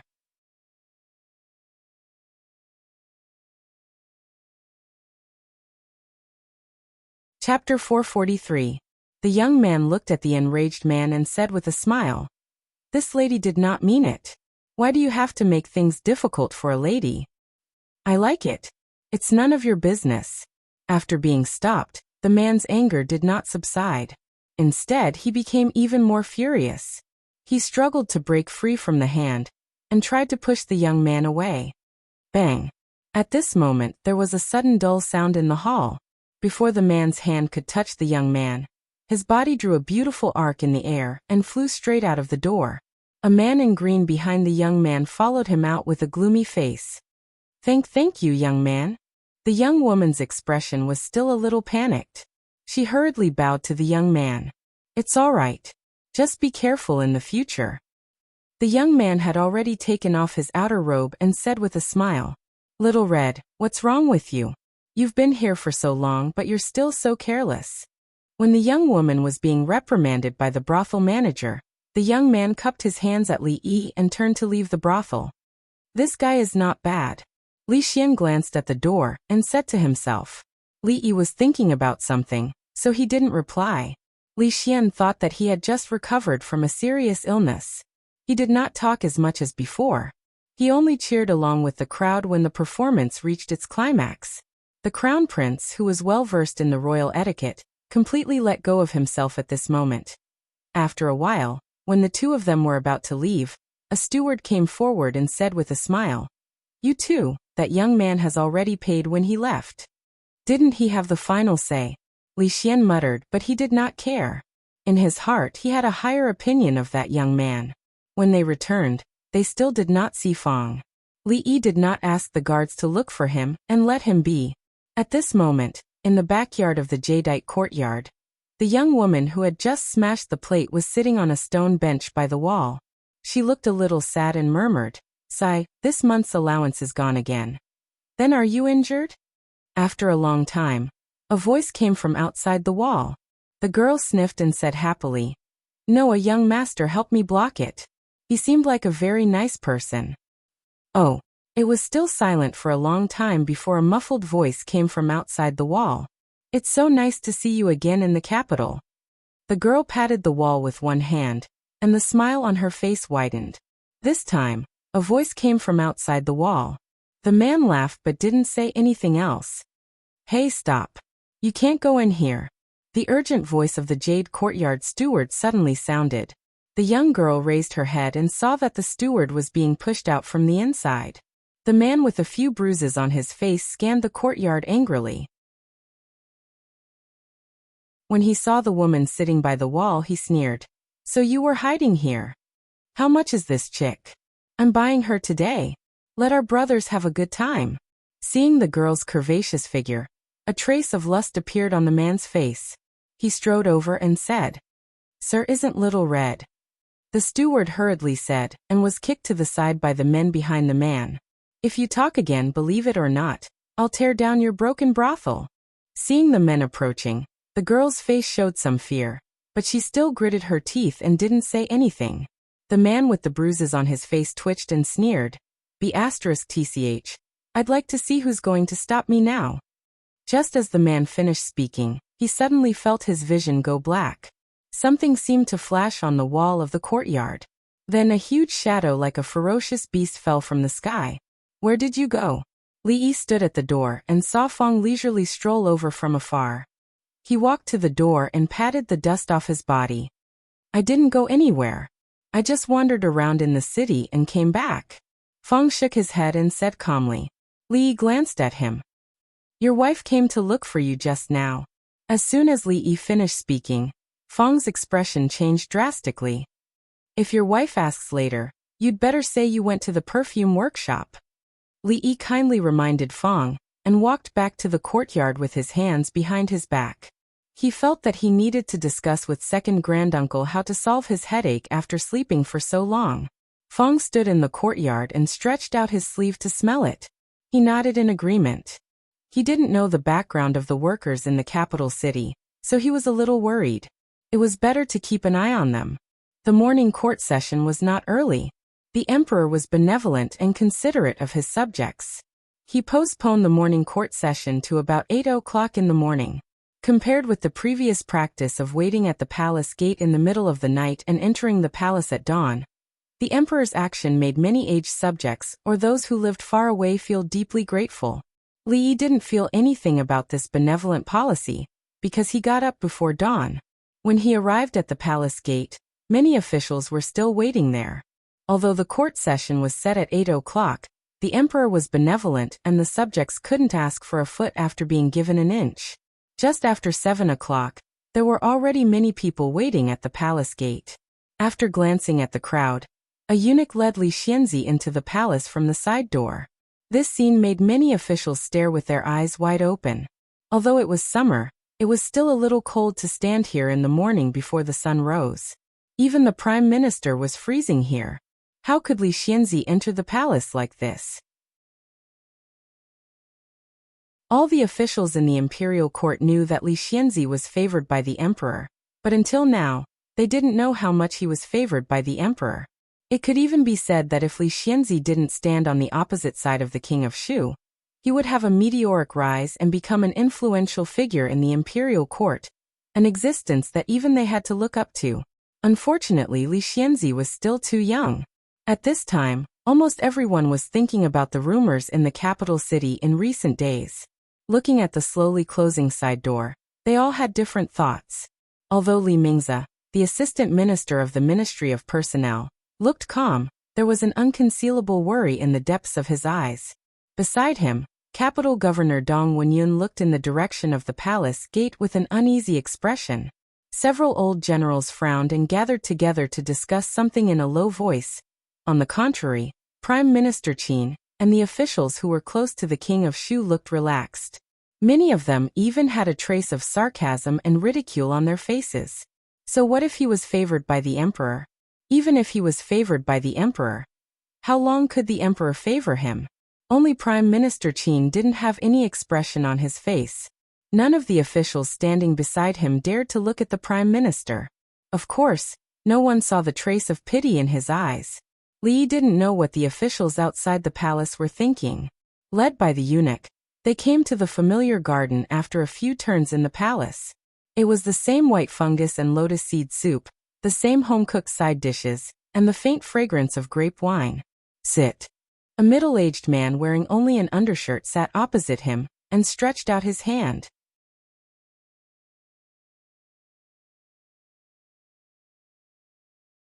Chapter 444. Why? Is today's food not to your liking? Beside the stone table in the pavilion, Jing Emperor was eating to his heart's content. At a certain moment, he looked up at Li Yi and saw him carefully chewing a mouthful of lotus seed soup for a long time. He asked, "Your Majesty has misunderstood." Li Yi put down his chopsticks and said, "It's just that I have been seriously ill these days and have not recovered yet. My appetite is not good." Jing Emperor nodded and said, "I heard from the imperial physician that you are overly worried. You might as well tell me what you are worried about. Maybe I can help you."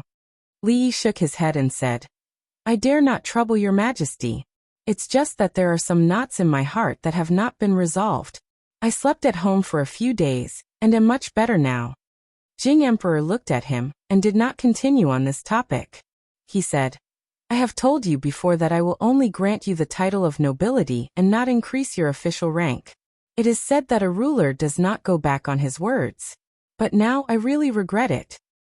Li Yi raised his eyebrows and raised his head. Jing Emperor had already sighed and said, "I don't have much time." There was a deep unwillingness and helplessness in his words. Li Yi did not answer.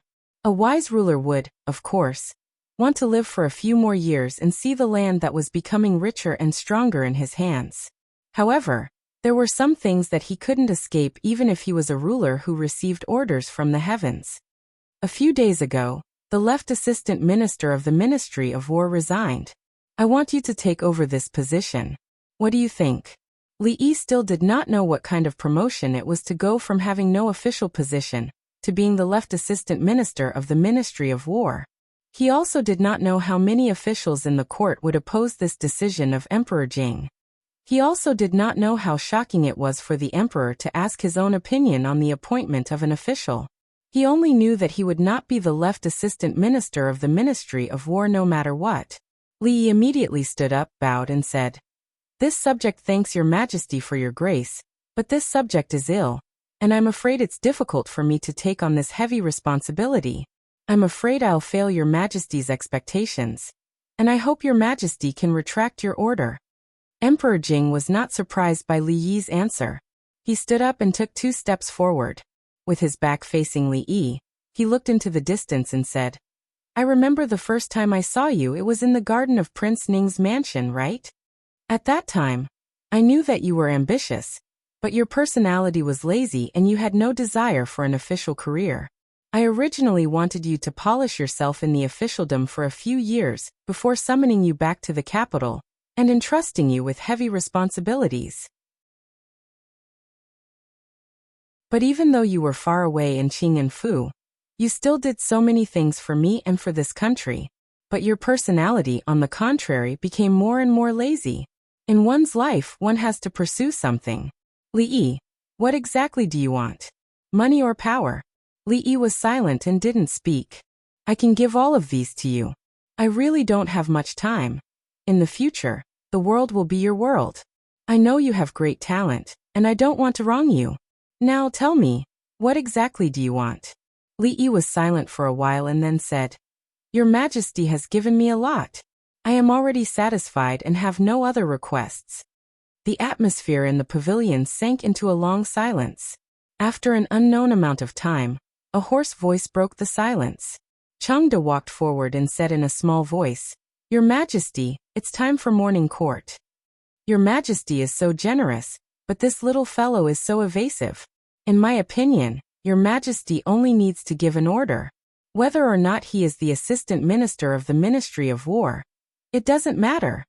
Looking at the middle-aged man standing in the pavilion with his hands behind his back, Chengde thought for a moment and said, At this time, there were only the two of them left in the pavilion.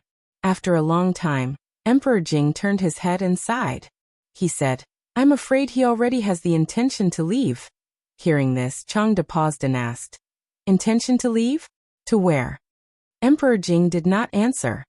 His eyes drifted, and the thumb and index finger of his right hand unconsciously rubbed together. He murmured, The king of Shu is incompetent, and none of my princes are of great use. If they were half as capable as County Magistrate Li, I wouldn't have to worry about this.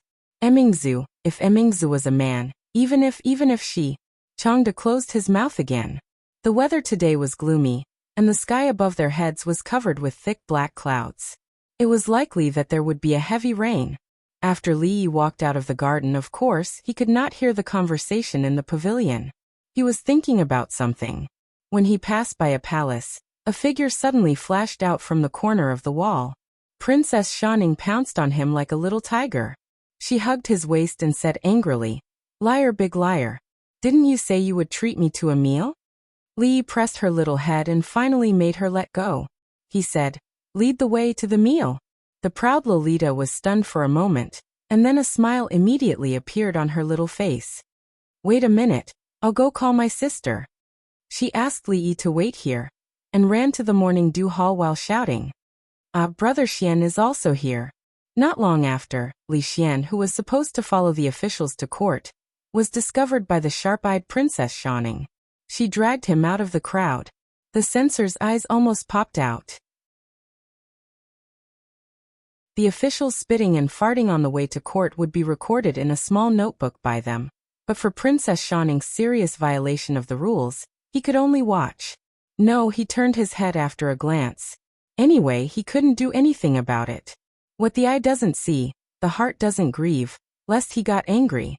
Li Xian occasionally went to court, but he only played the role of a bystander.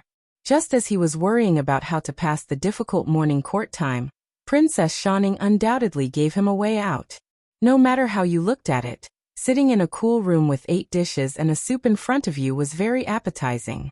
No matter how you looked at it, it was much better than leaning against a pillar in the court and dozing off, right? Gulp. Li Xian couldn't help but swallow a mouthful of saliva.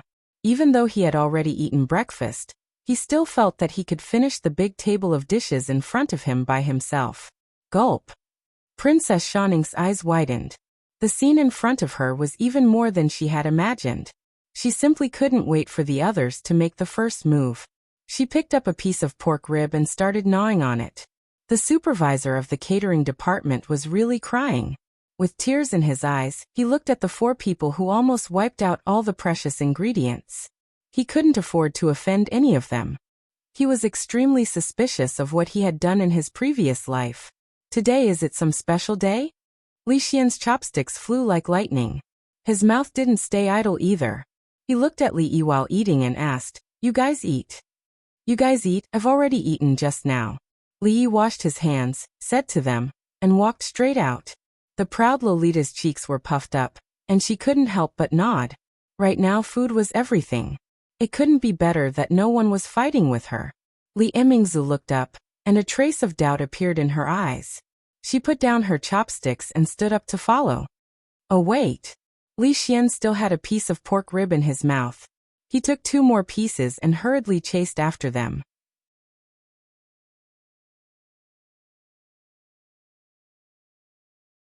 Chapter 445. Your Majesty, the position of Assistant Minister of the Ministry of War is very important. You can't be so hasty.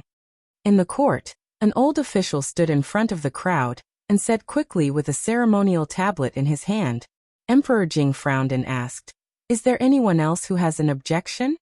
As soon as he finished speaking, another official suddenly stepped forward and said loudly, "Although Li Xianzi is a talented person, he is still too young and lacks experience. He can't take on such a heavy responsibility." Many officials looked at each other and saw the deep meaning in each other's eyes. They nodded slightly. "Your Majesty, please reconsider. Your Majesty, please reconsider. Your Majesty, please reconsider." One official stood out. 2 officials stood out. After a while, the court was densely packed with people. Among those who persuaded Emperor Jing to take back his decision to appoint Li Yi as the Assistant Minister of the Ministry of War, there were those who were in Prime Minister Qin's faction, but there were more who were not in the Qin faction. The Ministry of War was in charge of the military affairs of the country. There was a Minister of War and 2 assistant ministers. The Assistant Minister of the Ministry of War was a rank 4 official. His status was only lower than the Minister of War. He was an official of the imperial court. How could he be appointed so hastily? Everyone knew that His Majesty favored Li Xianzi very much. But there must be a limit to his favor. If any official of the imperial court could be appointed like this without an examination, wouldn't the great country of the Jing kingdom be finished sooner or later? This country was His Majesty's country, but it was also the country that they had worked hard to build. The officials would not allow it to be destroyed. Not even His Majesty. If His Majesty insisted on acting arbitrarily, then they could only remonstrate with death. Emperor Jing knew that his decision would definitely be opposed by many people, but he didn't expect that there would be so many people. Seeing the rows of officials standing out, his face couldn't help but darken. He originally wanted to let Li Yi start from the position of county lieutenant and promote him step by step, just like how he promoted others. But when he found that time was running out, he couldn't wait for Li Yi to be able to stand alone in the court and clear the obstacles for the new emperor. Naturally, he couldn't help but be anxious. However, even though he had the absolute right to speak, he could not disregard the opinions of so many courtiers. Otherwise, the entire court would be in chaos before his death. This was not his intention. In that case, we will discuss this matter later. Dismissed. Emperor Jing was annoyed. He waved his sleeves and strode away. I really don't know what kind of person this county magistrate Li is to be treated like this by His Majesty. A middle-aged official said leisurely. Everyone nodded in agreement. Although His Majesty did not take back his order, this was already the greatest concession a ruler could make. Seeing His Majesty leave, the courtiers finally heaved a sigh of relief. At the same time, they could not help but feel a little envious and jealous of Li Xianzi. The Assistant Minister of the Ministry of War was an important position, and the emperor actually wanted to directly promote him. If other people's favor was like rain and dew, his could probably be described as a torrential downpour. Naturally, there were also many people who were curious. What exactly did the legendary Li Xianzi have that attracted His Majesty and made His Majesty pay so much attention to him? A person who was frightened and fell ill because of a few words from the king of Shu must be timid. How capable could he be? It had to be said that Li Xianzi had appeared too frequently in their eyes recently. When the officials walked out of the hall, more than half of them were talking about him. Of course, some people were secretly delighted. The matter of the 2 cities of the Qi kingdom had been settled, so the court was dismissed so early today.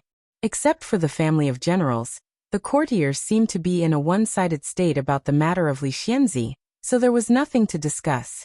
If there was nothing important, the court should be dismissed so early in the next few days, right? It was really a happy thing to be able to go back and have a meal earlier. On the stone steps of a palace somewhere, a little girl was sitting there with a doll in her arms and her eyes were fixed in a certain direction. The patrolling guards in the palace came and went. Occasionally, eunuchs and palace maids passed by, but none of them could make her eyes waver. After an unknown amount of time, at a certain moment, when a familiar figure appeared in her line of sight, her eyes suddenly lit up. She stood up from the stone steps and jogged into the distance. "Your Highness, the King of Shu." The King of Shu's face was a little gloomy. He ignored the guards who saluted him. Because of his improper behavior when his father was seriously ill last time, the imperial censor could use it against him. So his reputation among the officials was greatly reduced. This morning, he was severely reprimanded by his mother for 2 hours and only came out now. He was extremely depressed. Just when the King of Shu was unable to vent his anger, a little shadow ran over from the front. The King of Shu looked up and recognized that it was his half-sister, the only silly sister of his. There had never been any kinship in the royal family. The King of Shu naturally had no feelings for Princess Yongning. He just felt that as a princess of a country, she should be so silly, which was really a disgrace to the royal family. Perhaps because she ran too fast, the little girl accidentally tripped and fell to the ground. The doll in her hands also flew out. She got up from the ground and didn't bother to pat the dust off her body or wipe the blood from her knees. Her expression was a little flustered as she looked around. The King of Shu looked at the dirty thing that had rolled to his feet and even touched the hem of his clothes with disgust. He raised his foot and stepped on it angrily. The little girl finally saw her doll. She limped over and tried to pull it out from under the King of Shu's feet. How could a 6-year-old girl compare to an adult man in terms of strength? When she realized that she couldn't pull the doll out, she raised her head and said softly, return it to me." It was said that Li Yi was very fond of this Princess Yongning. Therefore, when the King of Shu looked down, the disgust on his face deepened even though the little girl was pretty. The King of Shu looked coldly at the little girl who was begging on the ground. The vexation in his heart actually lessened a little. A cold smile appeared on his face. At some point he finally released his foot. However, before the little girl could take the doll away, he kicked it harshly into the lotus pond at the side.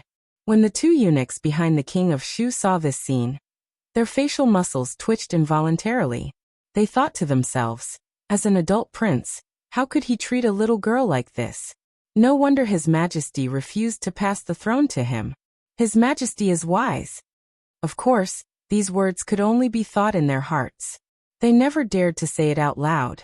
The little girl watched in a daze as the doll was kicked into the pond. As if all the strength in her body had been sucked out, she sat on the ground in a daze. 2 clouds of mist immediately appeared in her big bright eyes. She sobbed and said, "Return it to me. Return my beautiful goat to me." Li Yi, who was walking over quickly, suddenly stopped. In that instant, there seemed to be countless roars of thunder in his mind. At the same time, in the distant main hall, hundreds of officials walked out one after another. In the sky above their heads, a circle of gold gradually appeared at the edge of the thick dark clouds. A ray of golden light shone through the dark clouds, followed by 10 rays, 100 rays, 1,000 rays, 10,000 rays. Behind the clouds, the long-awaited sun finally appeared.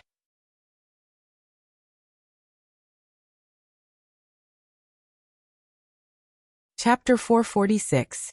The King of Shu turned his head and happened to see Li Yi stop in his tracks. He saw Li Yi's face change dramatically. Li Yi's face turned pale and his body trembled slightly, looking extremely frightened. Is this the important minister that my father valued? Is this the legendary Li Xianzi who created the national treasure? Is this the person whom the old generals protected at the risk of offending the future emperor? At this moment, the King of Shu began to doubt whether there was really a king's aura. Otherwise, why would Li Yi be so frightened at the sight of him? Li Xianzi, where are you going? The King of Shu said lightly with a sarcastic smile on his face.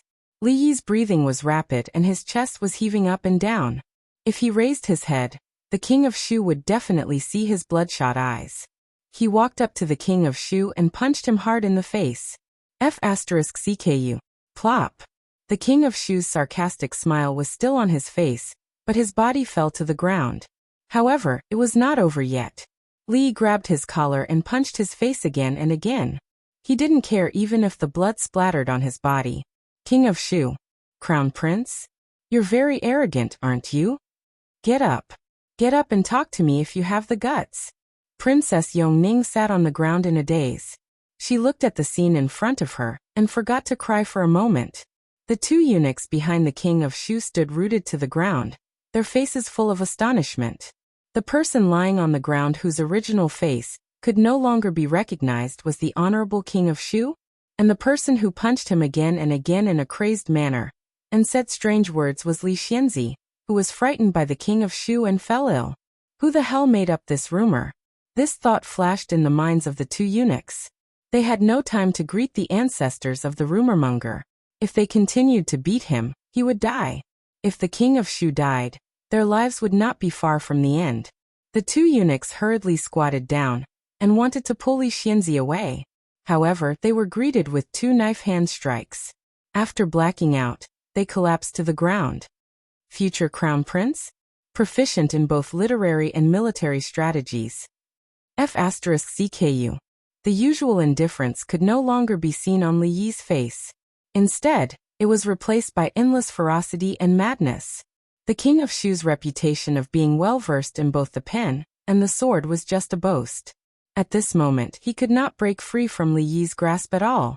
He was drowned in humiliation and pain.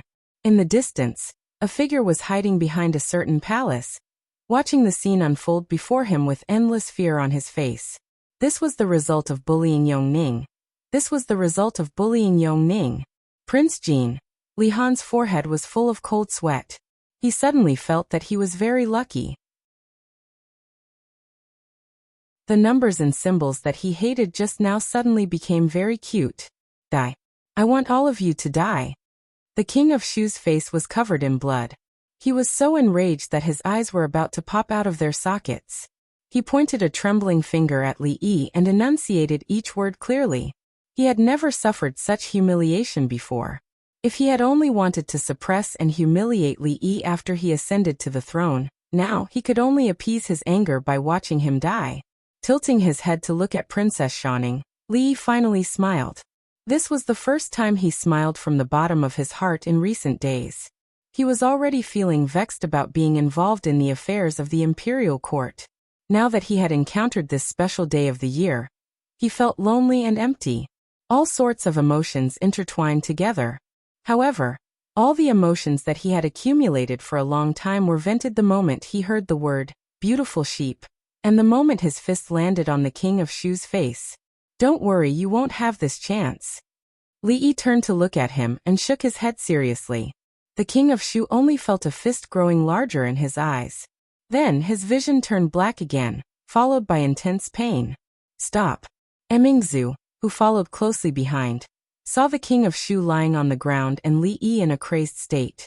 Her expression changed drastically. She immediately reached out to grab Li Yi's shoulder. However, when Li Yi turned around and she saw his bloodshot eyes, her hand paused for a moment, and she didn't touch him in the end. The ribs in Li Xian's mouth had long fallen to the ground. However, he only paused for a moment before he made up his mind. He kicked the King of Shu's butt and officially joined the fight. The inhumane scream soon attracted the attention of the court officials. When they followed the direction of the sound, they saw Li Xianzi, who they had seen in the morning, punching and kicking an unknown object lying on the ground. They were so shocked that their jaws almost dropped. In broad daylight, in front of the court officials, he dared to commit murder in the palace. He was simply lawless. Was His Majesty really muddle-headed? How could he hand over the position of Minister of War to such a person? Wait, who was the person beside Li Xianzi? It seemed to be Li Xian, the supervisor of Jiangyi Province, the Crown Prince of Ning. The figure standing at the side watching the fight also looked a little familiar. It was Princess Royal. Although the face of the unknown object lying on the ground could not be seen clearly, the clothes and body shape seemed a little familiar. A princess, a crown prince, and a lord were actually putting on such a big show in the palace. The court officials suddenly felt as if there were 10,000 horses galloping in their hearts, Such a big commotion naturally could not escape the attention of the palace guards. Before the court officials could approach, a group of guards rushed over. They were about to draw their weapons, but after Emingzi gave them a cold stare, they just surrounded the place. Several people immediately went up to pull Li Yi and Li Xian away. Although fighting in the palace was a serious crime, one was the crown prince, and the other had a special status. No matter how bold the guard captain was, he did not dare to use violence against a superior of the secret intelligence office. He did not know which unlucky guy had offended both of them at the same time. He was afraid that this beating would be in vain. This unlucky guy was His Highness, the King of Shu. Looking at the guy lying on the ground who had fainted, the guard captain vaguely recognized a familiar face. He immediately gasped, and his heart was in his throat. Oh no, this matter has become serious. Quick, summon the imperial physician. The guard captain said hurriedly, then turned around and calmly ordered, "Arrest Li Xianzi and Crown Prince Li Xian." Looking at His Highness, who was in a terrible state, the guard captain knew that today's matter was no longer something that he could handle. Go and report to His Majesty. The palace guards were perceptive. Although their leader's order was to capture them, they only surrounded the two of them and did not make any rude movements. Why are you so nervous? We won't run away. Li Xian clapped his hands and said, curling his lips. When the unknown object was carried by two guards and rushed to the imperial physician, the officials who had left the court finally saw his full appearance. It's His Highness, the King of Shu. After seeing the object clearly, several officials immediately lost their balance and fell to the ground. The person that Li Xianzi and Crown Prince Li Xian just beat up was actually His Highness, the King of Shu. Thinking of the scene just now, the people thought to themselves, if it were not for his clothes and figure, even the imperial concubine would not have recognized him just by looking at his face. What followed was a monstrous uproar.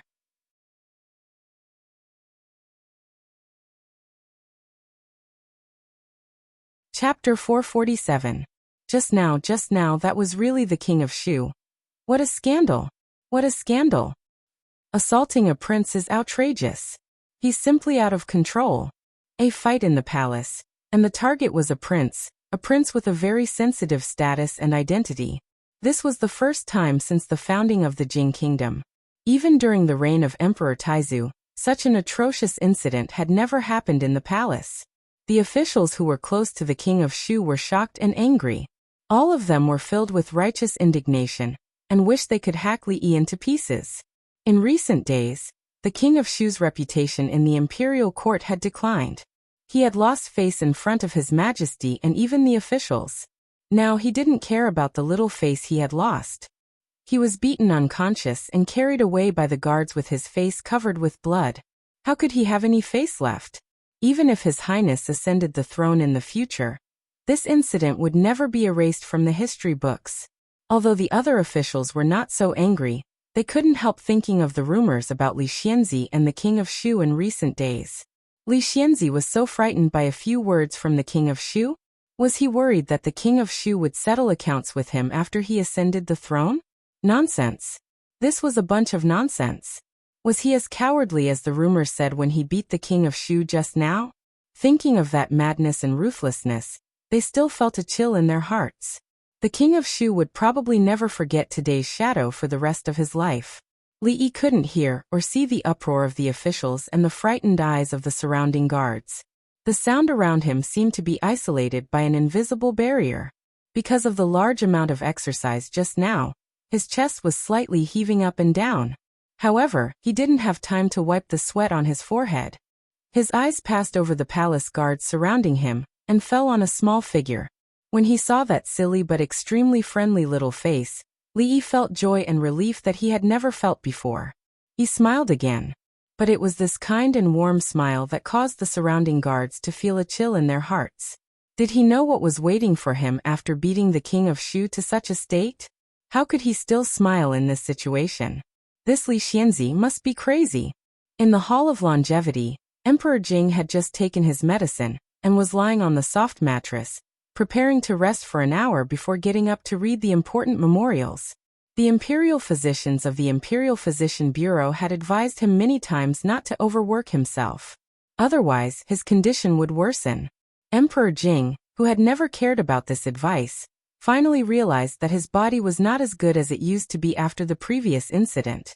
After just a short morning court session, he felt a little tired. He could only sigh inwardly and temporarily put all his worries to the back of his mind to rest.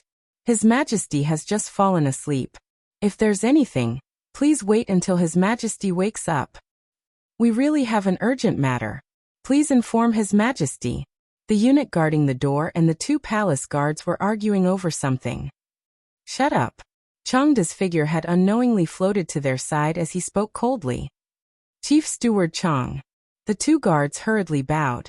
Changda looked at the two of them and said indifferently, "What happened? Speak." There were imperial guards in the palace, so what could happen? As long as the rebels did not invade the imperial city, nothing was more important than His Majesty's health. Seeing Chief Steward Chang speak, a guard immediately said, "Chief Steward Chang, County Magistrate Li Yi and Crown Prince Li Xian just beat up the King of Shu in the palace. The King of Shu was seriously injured and has been sent to the Imperial Physician Bureau. We have arrested County Magistrate Li and Crown Prince Li and are waiting for His Majesty's punishment." The indifference on Changda's face disappeared. He suddenly looked at the guard and said, "What did you say? Say it again." After His Majesty said, "If there's something, report to me. If there's nothing, dismiss the court session." It did not mean that the officials could go home and beat their children. Usually, after the court session ended, most of the officials had to return to their posts and continue their work. If there was nothing, they would hold a small meeting to convey the spirit of the morning court session to their subordinates and implement His Majesty's instructions. But today was different. Many officials in the 3 provinces, 6 ministries and 24 departments were not busy with their work. They gathered in 2s and 3s and whispered something. "Have you heard that the King of Shu was beaten up in the palace today?" A gossipy assistant minister from the Ministry of Works said mysteriously while pouring water. "What? No way. This is the Imperial Palace. How could the King of Shu?" Hearing this, the 2 leaders were shocked, and they immediately came over. The assistant minister looked around and did not see the minister. He immediately felt relieved and described what he had seen on the way down to the imperial court session with exaggerated details. For a moment, there were endless exclamations in the duty room. The officials who were further away also stopped what they were doing and looked at the assistant minister with puzzled and curious eyes. The imperial palace was the most heavily guarded place in the country. It had been peaceful for decades, just like the surface of a calm lake. There was rarely any big news. The calmer the lake was, the bigger the ripples would be when a huge stone was thrown into it.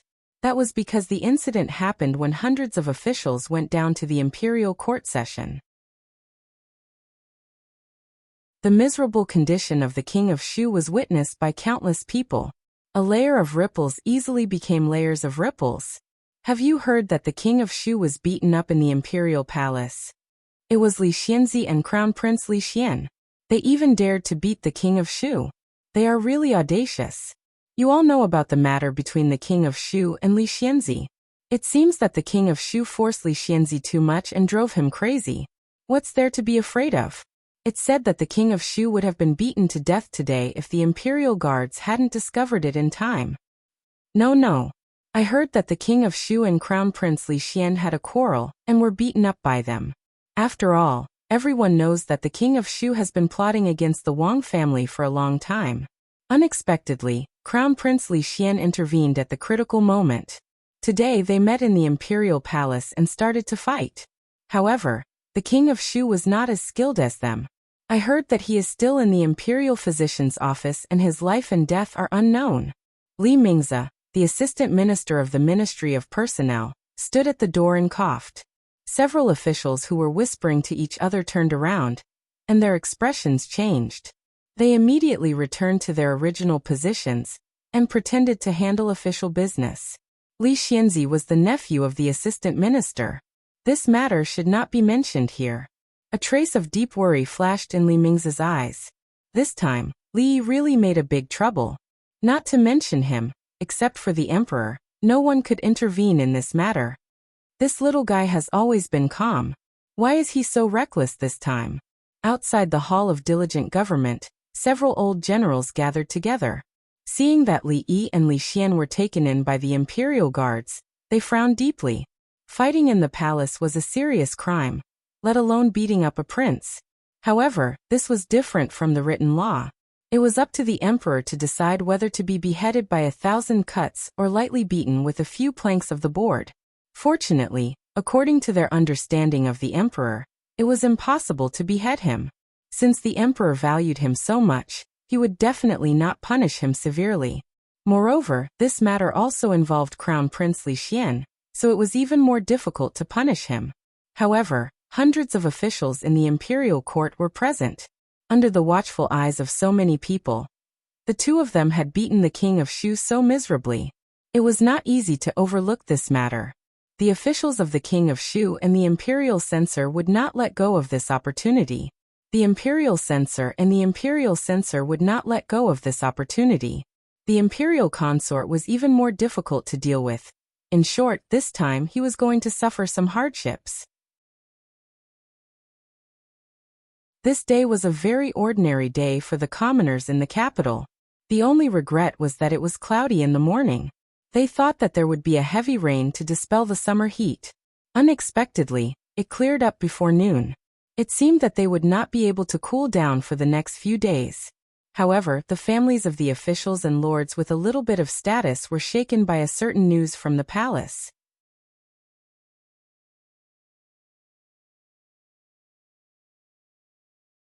Chapter 448. Haha, I would like to see how that Li Yi will escape this calamity.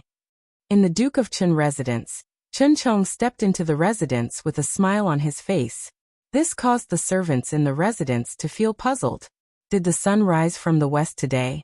The second master, who usually treated others with disdain, was actually smiling so happily. A few coughs came from a hall in front of them. Chen Qing, who had taken a leave of absence due to illness, walked out. Seeing the laughing Chen Chong, he asked in confusion, "What happened in court today for you to be so happy?" A moment later, after hearing Chen Chong describe what he had seen in the palace today, a hint of shock involuntarily appeared on Chen Qing's pale face. "Is this true?" "It's true, it can't be any more true. At that time, I was watching from afar. This is him seeking his own death, he can't blame us." Chen Chong laughed loudly and said, "I will immediately write a memorial of impeachment." Under the eyes of the public, all the officials saw it. This time, even His Majesty will not be able to protect him. At the corner of the corridor on the right, the prayer beads in the white-haired lady's hand were broken, and the beads fell to the ground. The same scene was happening in the homes of many officials. In an instant, innumerable impeachment memorials flew toward the imperial palace like snowflakes, and innumerable people's jaws dropped in shock. To the Wang family, in the Crown Prince's residence, the Crown Prince's consort, who had just received the news, paled. She hurriedly boarded a carriage and left the residence.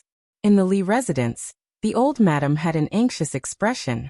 She immediately had the servants prepare the visiting cards and send them to the various noble families in the capital.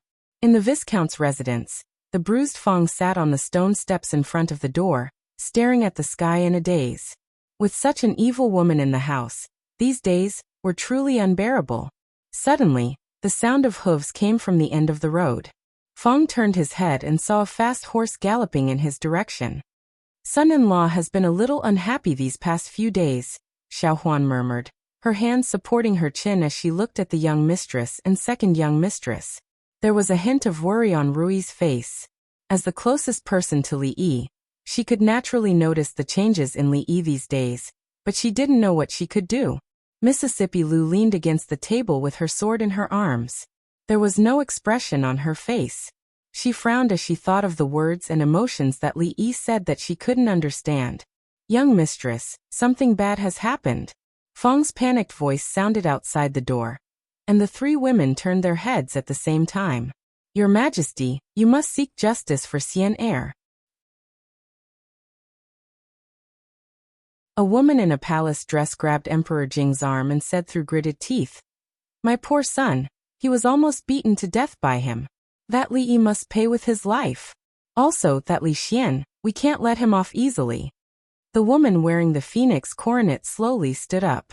She looked at Imperial Consort Chui and said, Sister, before this matter is fully investigated, you should calm down. How can I calm down? How can I calm down? My son has become like that. How can Her Majesty want me to calm down? Thinking of the miserable appearance of her son in the Imperial Physician's office, Imperial Consort Chui showed a fierce expression and said fiercely, Don't talk. Emperor Jing waved his hand and asked the Imperial Physician Lu Jimin, who had been standing by for a long time, How is the King of Shu? The Imperial Physician bowed and said, Your Majesty, the King of Shu has a broken nose and 3 ribs. There are many bruises all over his body, but fortunately his life is not in danger. I have already set the bones for the King of Shu. If he wants to recover, I'm afraid he will have to rest for a few months. Emperor Jing frowned. This matter was really beyond his expectation. Although Li Yi didn't seem to be steady at all, he was definitely not reckless. Why did he suddenly beat a prince in the palace? What kind of stimulation did he receive to make him lose his composure like this? How is the investigation going? Emperor Jing said faintly, and Changda's figure appeared in the palace like a ghost. It's all clear. Changda nodded and waved his hand in the direction of the palace door. He said loudly, Let them in. 2 eunuchs walked in with pale faces. They knelt on the ground and said loudly, Your servants greet His Majesty, Her Majesty, and Imperial Consort. Emperor Jing waved his hand and said, Get up. Tell me everything you saw just now. Don't hide anything. Even if His Majesty didn't say it, they didn't dare to hide anything. The 2 eunuchs immediately described everything that they had seen in detail, including the few words that the King of Shu had whispered to Emperor Jing on the way. They did not omit any of it. Hearing the 2 eunuchs say that the King of Shu first bullied Princess Yongning, Imperial Consort Chui's face changed. Then she flew into a rage and screamed, Nonsense! Bullied Princess Yongning? How could Xian be such a person? How dare you all deceive His Majesty and this consort? Do you all not want your heads anymore? The 2 eunuchs thought that Imperial Consort Chui didn't know what kind of person her son was.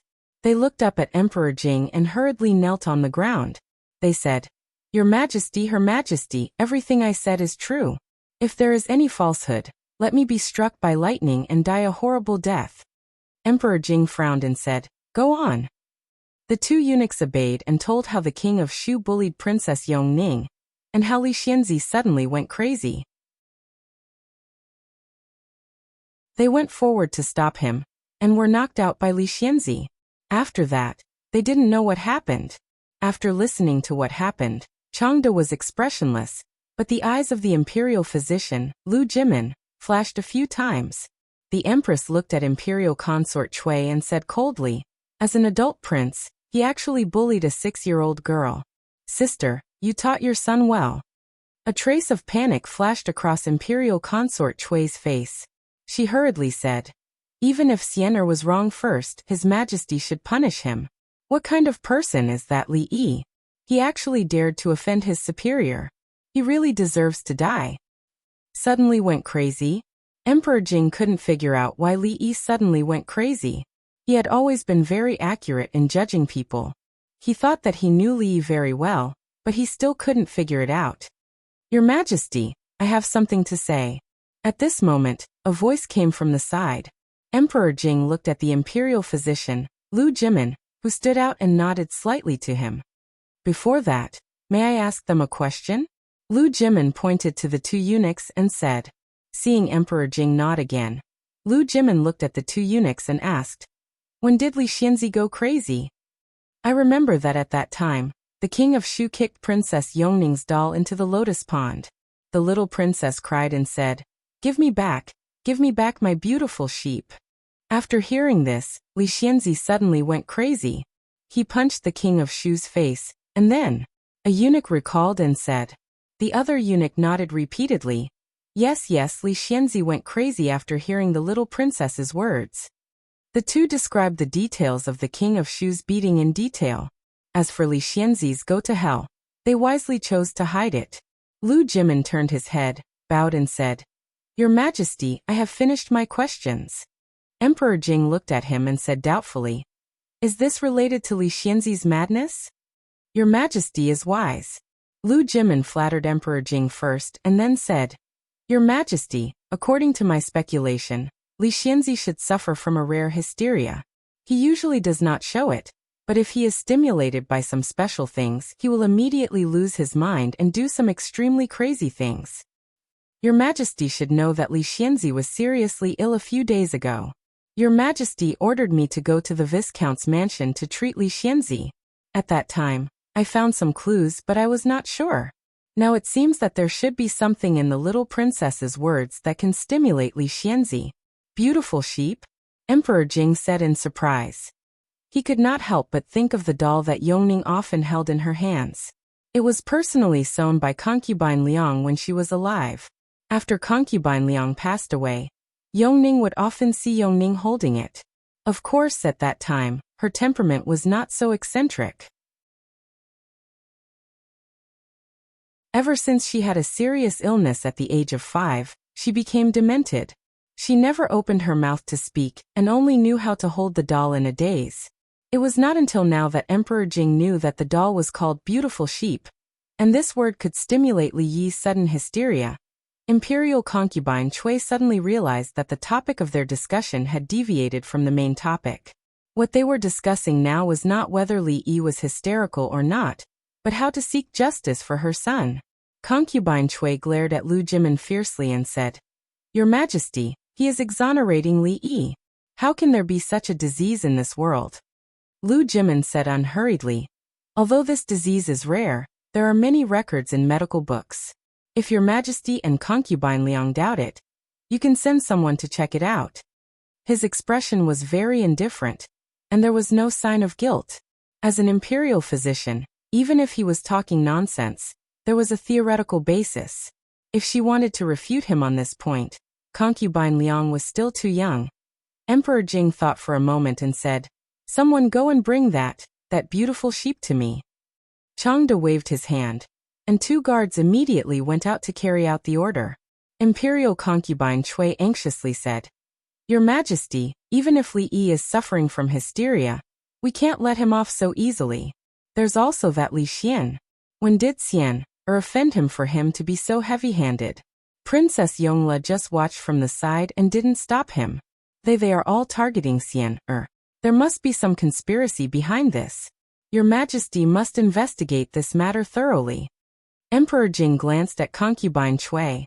There was no conspiracy in this matter. Li Yi and Li Xian were simply wearing the same pair of pants. Emingzu did not hesitate to deceive her father and count on them to help the king of Shu. Wasn't she hoping that the sun would rise from the west? "I will make a fair decision on this matter. The king of Shu will stay in the palace to recuperate these days. Send an imperial physician to accompany him. Concubine Cui, go back and wait first. The rest of you, follow me to the Hall of Diligent Government." Emperor Jing said lightly and walked out of the hall. The Hall of Diligent Government was the place where Emperor Jing usually reviewed memorials and dealt with state affairs. Li Yi and Li Xian were now locked up here. Li Xian walked back and forth in the hall with a worried expression on his face. He was not worried about what kind of punishment he would receive for beating up the king of Shu, but he was worried about Li Yi. Since he was locked up here, he had been leaning against the pillar and giggling alone. He never responded to him when he talked to him. He did not know if he was possessed by evil spirits or was suffering from hysteria. Hey, what's wrong with you?" Li Xian stretched out his palm and waved it in front of his eyes, but he still did not get any response. When he couldn't help but reach out and pinch him, there was finally a movement at the door. Li Xian looked back and hurried over. He said respectfully, "Li Xian greets Your Majesty and Your Highness." The Empress took his hand and looked him up and down. She asked with concern, "Xian, how are you? Are you hurt?" No, Li Xian said with some embarrassment. Emperor Jing glanced at him and asked, "Where is Li Yi?" Li Xian pointed to the pillar not far away awkwardly. Emperor Jing strode over. When he saw Li Yi's appearance, he could not help but be shocked. Was what imperial physician Lu said true? Your Majesty, after seeing County Magistrate Li, I feel that my guess is almost right. Imperial Physician Lu thought that County Magistrate Li was indeed County Magistrate Li. His cooperation and acting skills were simply flawless. Bold Li, do you know your crime? Emperor Jing looked at him and suddenly said coldly. Li had a faint smile on his face. He seemed to be completely immersed in his own world, and was not moved at all. The atmosphere in the hall was a little awkward for a while. Ahem. Emperor Jing coughed and his old face could not help but turn red. Your Majesty, you can't wait County Magistrate Li like this. Lu Jimin hurried forward and stretched out his hands to slap in front of Li Yi's eyes. He said loudly, County Magistrate Li, what is a beautiful sheep? Li Yi's body shook violently. He looked up and saw Emperor Jing standing in front of him with a black face. He was shocked and said, Your Majesty, when did you come? Li Yi, do you know your crime? Emperor Jing looked at him and repeated what he had just said. We'll talk about this later. Li Yi showed a trace of excitement on his face and said, Your Majesty, I think I know how to cure Princess Yongning's illness. The corners of Changda's mouth twitched, and the expressions on the faces of several palace guards were quite interesting. In the whole palace, no, in the whole world, who dared to speak to His Majesty like this after being questioned in person? Who else but County Magistrate Li? Is this true? Emperor Jing's eyes flashed fiercely, and his breathing became slightly rapid. Concubine Liang had a weak temperament, and was his favorite concubine. Her early death was still a pain in his heart until now. Yongning's character was almost the same as concubine Liang's, so he was naturally very fond of Yongning. However, after a serious illness, she suffered from the illness of losing her soul. She did not even recognize him, the emperor father, which made him feel helpless and disappointed. If Li Yi could really cure her, as long as he did not commit the crime of rebellion and treason, so what if he was pardoned? What's more, this time he did not.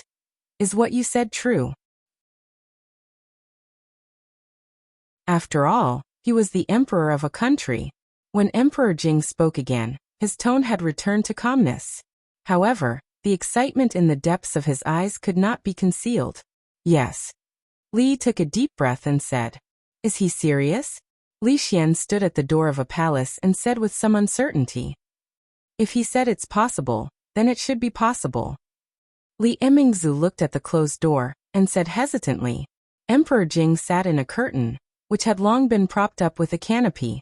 His eyes were also staring in front. Inside the hall, the little girl stood there blankly. Her eyes were empty as if she had lost her soul. She kept muttering, Beautiful sheep is gone, beautiful sheep is gone. Li took a deep breath and forcibly suppressed the excitement in his heart. He squatted down and held her in his arms. He whispered, It doesn't matter if beautiful sheep is gone. We can make another one. What else does Yongning want? Pleasant sheep? Red wolf? Or little gray wolf? After saying this, Li Yi could clearly feel the little figure in his arms tremble. The soft murmurs disappeared. She looked up at Li Yi. Her wooden face finally showed some other expression. There was an inconceivable light in her big gem-like eyes. Gradually, her eyes filled with tears, as if she had been greatly wronged. Her body trembled uncontrollably, and her little mouth pouted. She hugged Li Yi tightly with all the strength in her body. Wah! Suddenly, there was a cry in the hall. It was heartbreaking and heart-wrenching.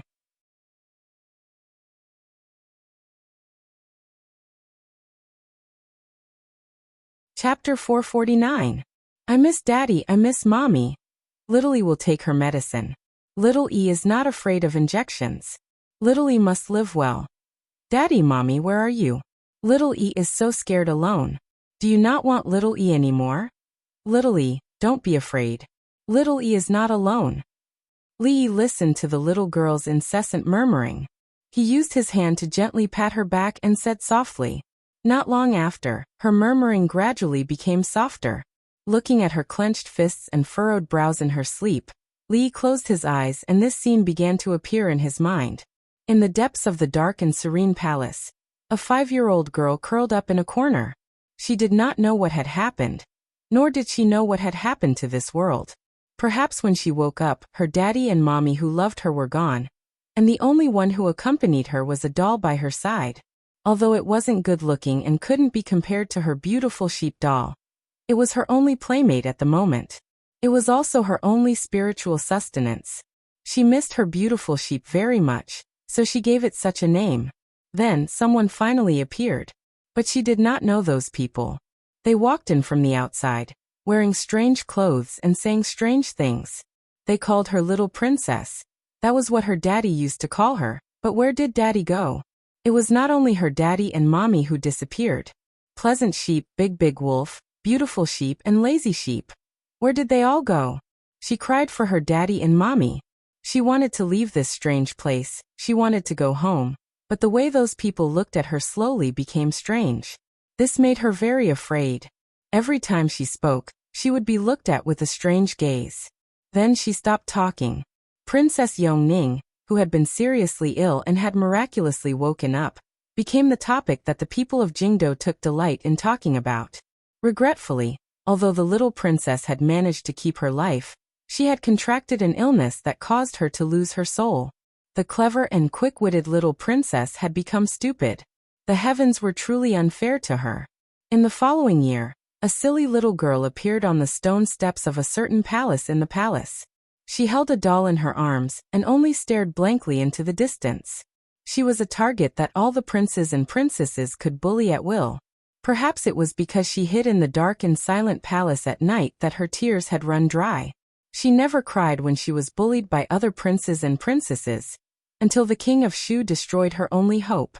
Li Yi tightened his arms and hugged her tightly.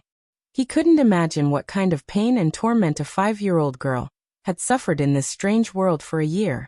He kissed her forehead with some pity. The little girl's fists gradually loosened and her brows relaxed. A smile appeared on Li Yi's face.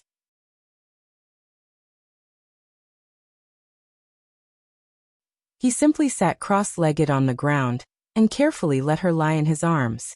That's great, he thought to himself as he looked at the little girl in her sleep.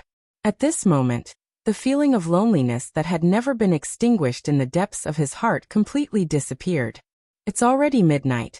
Why is it taking so long?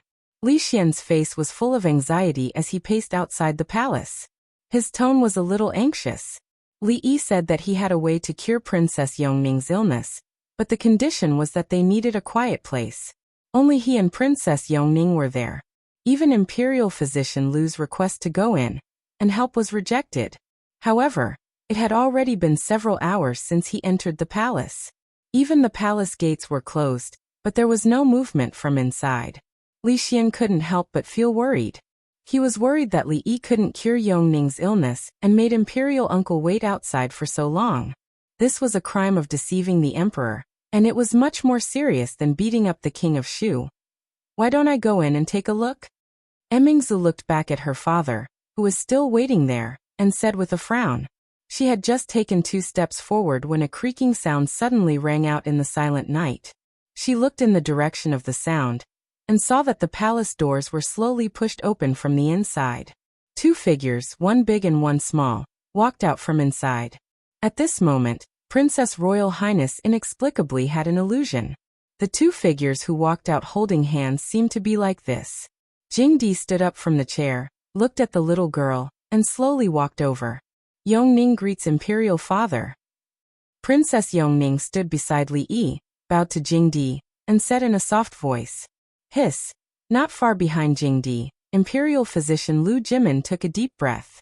Under the light, the little girl's intelligent eyes were as clear as water. Where was the slightest bit of foolishness? Li Xian was even more stunned on the spot. He actually did it. Was the little girl in front of him really the foolish Princess Yongning?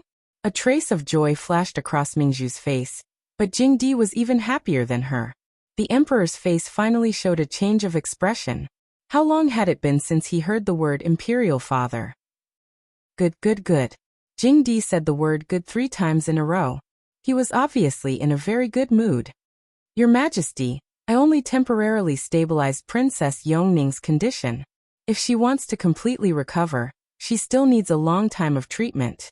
Li Yi looked at Jingdi and said, no matter how long it takes, as long as Yongning's illness can be cured. If there is anything you need, you can just tell me. Jingdi lovingly touched Yongning's little face, then looked up at Li Yi and asked, "Do you know what happened today?"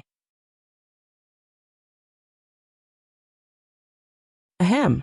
Before Li Yi could speak, Imperial physician Lu Jimin suddenly coughed in a low voice. Li Yi touched his forehead with one hand, and tried hard to recall for a while. He said, "Your Majesty, I only remember seeing the King of Shu bullying Princess Yongning in the palace. Later, when I came back to my senses, I saw Your Majesty in the Hall of Diligent Government." Imperial physician Lu Jimin came forward and said respectfully, "Your Majesty, please rest assured. I have already thought of a treatment for County Magistrate Li's illness. I only need to go back and read the medical books to verify it. I believe that County Magistrate Li will soon be cured." Jingdi glanced at Li Yi and said, "The palace is closed today. You should stay in the palace and leave tomorrow morning. Yongning's body has just improved. Take her to rest early," Jingdi ordered. The eunuchs and palace maids who served Yongning immediately came forward. The little girl looked at Li Yi with reluctance. Thinking of what he had just warned her, she gritted her teeth and left, looking back 3 times. Jingdi did not mention the matter of the King of Shu until he left. It seemed that he had completely forgotten about it. When Li Yi and Li Xian were taken to a side hall by the eunuchs to rest, they remembered that they did not have a chance to send a message to their families today. Rui and the others should be very worried now.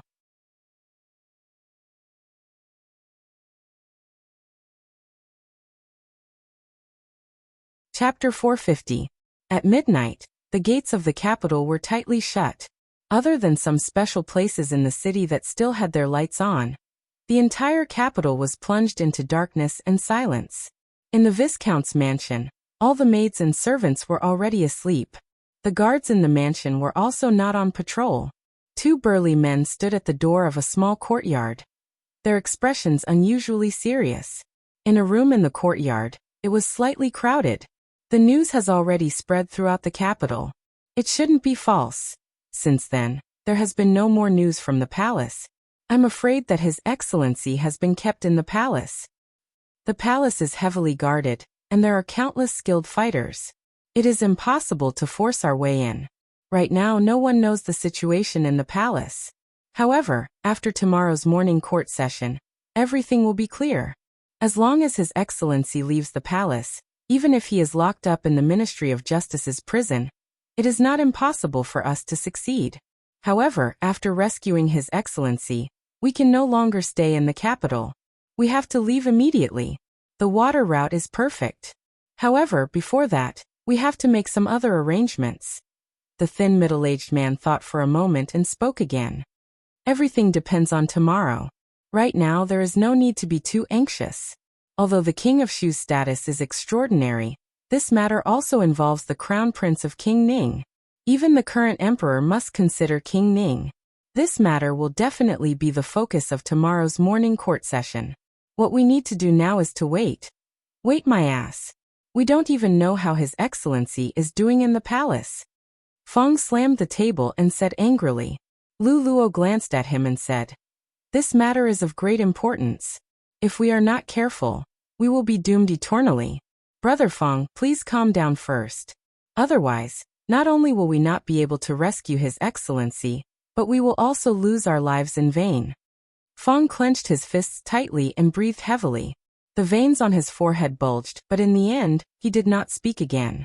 Other than the brothers Lu Luo and Lu Mang, everyone else in the room was from the original Willow Leaf Stockade that had moved to the capital with Lao Fong from Qing and Prefecture. Many of them were even more hot-tempered than Lao Fong, but the situation this time was unusual. Everyone was unusually quiet. Not long after, the door opened and everyone dispersed. Rui walked out of the courtyard and took 2 steps toward the courtyard next door. Suddenly, a voice came from the courtyard. "Ah, this old man has such a busy life. You all should go and rest. I'll take a nap and go there tomorrow morning to have a look." "Thank you, second uncle." Rui heaved a long sigh of relief. She closed the courtyard door and sat on a stone bench in the courtyard. Mississippi. Lu leaned against the stone table with her sword in her arms and said, "I'll wait at the palace gate tomorrow morning. Rui nodded. That was probably the place where she could get the news the fastest. Although she wanted to go there herself, if the situation changed, she needed to make more preparations. She had to think about their future from now on. Remember to stay calm when you're in trouble. Don't be reckless. She reminded. Mississippi Lu did not respond and walked back to her room. Xiao Huan stood at the door with panic and helplessness on her face. Rui walked over and hugged her gently. She whispered in her ear, "Don't worry. Everything will be fine. Now go to sleep." It was a silent night. No one knew what had happened in the mansion, but everyone felt strange. The maids and servants who had woken up early in the morning felt it the most. Second Miss went out before dawn. Madam and Miss Xiaohuan also left by car. Even the families outside the mansion did not open their doors. It seemed that there were a lot less people in the mansion. Especially when the sun rose. The old man had not moved the strange chair out to bask in the sun, which made the servants in the mansion even more confused. They thought that Lord Ju did not come back yesterday, and Madam went out early in the morning. So many people were not here. Did she bring people to catch? They thought of a possibility and immediately drove it out of their minds. This was the master's business. Not participating in the master's business was the first rule that servants in a big family should abide by. Today the Viscount's mansion seemed to be more peaceful, but the court was in an uproar. The Qi Kingdom's redemption of the city and the Crown Prince gradually faded from the attention of the officials. Another matter was put on the desk. Emperor Jing glanced at the thick stack of memorials to impeach Li Yi, the county magistrate of Chang'an. He casually flipped through a few and lost interest. He said, "What do you think about this matter? Tell me." "Your Majesty, Li Yi, the Prince of Chang'an County, beat the Prince of the Imperial Palace under the watchful eyes of the public. This kind of behavior is too bad. If we don't punish him severely, where will the dignity of the royal family and your Majesty be?" A middle-aged official stood up and said righteously. This person was the Assistant Minister of the Ministry of Rights. In addition to being in charge of education and diplomatic affairs, the Ministry of Rights was also responsible for maintaining everything related to the laws and regulations of the country. Of course, there was a more important reason why the Assistant Minister of the Ministry of Rights stood out. His surname was Chen, and Marquis Chen's mansion had always been close to the King of Shu. When such a thing happened, he would definitely stand on the side of the King of Shu. Assistant Minister Chen is right. The county magistrate of Chang, and Li Yi, offended his superior and seriously injured the King of Shu in front of the officials. He must be severely punished. Another official stood out and said, "Assistant Minister Chen and Lord Wu are right. The county magistrate of Chang and must be severely punished." "I agree."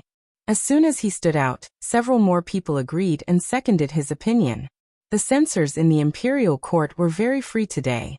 The impeachment was actually their business, and the officials had always stood against them. However, today all the officials were surprisingly unified. One after another, they rushed to express their opinions. They had no chance to speak at all. Of course, as the supervising censor, Heir Li Xian was also one of the main characters in the fight. The censorate still cared about their reputation. If they didn't have to say anything today, they wouldn't say anything. If someone pointed out this matter, where would they hide their face? Today's matter was not like other debates about the Crown Prince or other matters, where the officials had different opinions and could not wait to fight. Today, everyone who stood out condemned the county magistrate of Chang and county magistrate Li Yi. The general meaning was that Li Yi was lawless and offended his superior. He had beaten up a prince in the palace in front of so many people. This was a vile act that had not happened in the past decades. The main culprit was Li Yi. If he did not kill him, the people would not be appeased. If he did not kill him, the people would not be appeased. In the process, they also emphasized the miserable state of the King of Shu. If the King of Shu had not been so seriously injured, they might have carried him here for everyone to see. They would definitely be able to gain enough allies. In contrast to these people, the old generals were all dozing off in the court. Assistant Minister of the Ministry of Personnel, Li Mingze, had a calm expression from beginning to end, and did not say a word. At this moment, a young censor stood out. One of the officials of Prime Minister Qin, who was about to go up, stopped in his tracks. This censor, named Song Lang, had been appreciated by His Majesty a few days ago. His words would definitely carry more weight. Your Majesty, I impeached the supervisor of Jiangyi Province, Li Xian. As a censor, he did not fulfill his duty as a censor. He knowingly broke the law and beat up a prince together with the county magistrate of Chang'an. He should be punished with the same punishment. Your Majesty, please make a decision. After Song Lang finished speaking, he stood there quietly. The voices in the court suddenly became much quieter. Several officials of the censor felt their hearts skip a beat at the same time. They secretly cursed Song Lang in their hearts. How could this matter be mentioned in the court? Prince Ning only had one son. If he was really punished with the same punishment, it would not take long for the censor's office to be demolished. Wasn't Prime Minister Qin's position high enough? The officials of Prime Minister Qin's faction were usually arrogant enough in the court, right? But none of them mentioned the matter of Crown Prince Li Xian just now. It was not because they had forgotten, but because they did not dare to. Not only were the censors cursing Song Lang in their hearts, but the official who wanted to severely punish Li Yi also had a dark expression on his face. This rash young man was really touching the pot that shouldn't be boiled. Originally, everyone was well aware of this matter. But after he made such a fuss, it had to be put on the table. The assistant minister of the Ministry of Rights, who was the first to speak, braced himself again and said, "It is obvious to all that Li Yi, the county magistrate of Chang'an, is the culprit of this matter. Crown Prince Li Xian may have been bewitched by him. Moreover, he did not cause much harm to His Highness, the King of Shu." The young censor Song Lang's words caused a sudden change in the court. From wanting to convict Li Yi, the county magistrate of Chang, and to wanting to exonerate Li Xian, the crown prince of Prince Ning, this made all the officials secretly despise him. A young official looked at the officials in the court who were intimidated by Ning Wang's power, and were able to say such words that went against their will without blushing or panting. He sighed and was disappointed. So what if he was Ning Wang? Could he be more powerful than the emperor? More powerful than the laws of the country? Thinking of his 10 years of hard work and his lofty ideals of doing his best to serve the country, a trace of determination appeared on the young official's face. He strode forward and spoke his own voice. "I second the motion." Looking at the performance of countless officials in the court, Emperor Jing finally waved his hand. A eunuch took out a booklet from his sleeve and walked down. He handed it to Prime Minister Shen and Prime Minister Qin, who were standing in front of the officials and had not spoken a word. Since ancient times, the left was the most respected. Therefore, between the left and right prime ministers, although Prime Minister Qin was the most powerful in the court, Prime Minister Shen's status was higher. Prime Minister Shen took the booklet and opened it with a puzzled look. After a while, his expression became a little strange, and he handed the booklet to Prime Minister Qin. Seeing the expression on Prime Minister Shen's face, Prime Minister Qin could not help but have a bad premonition. He took the booklet and looked at it.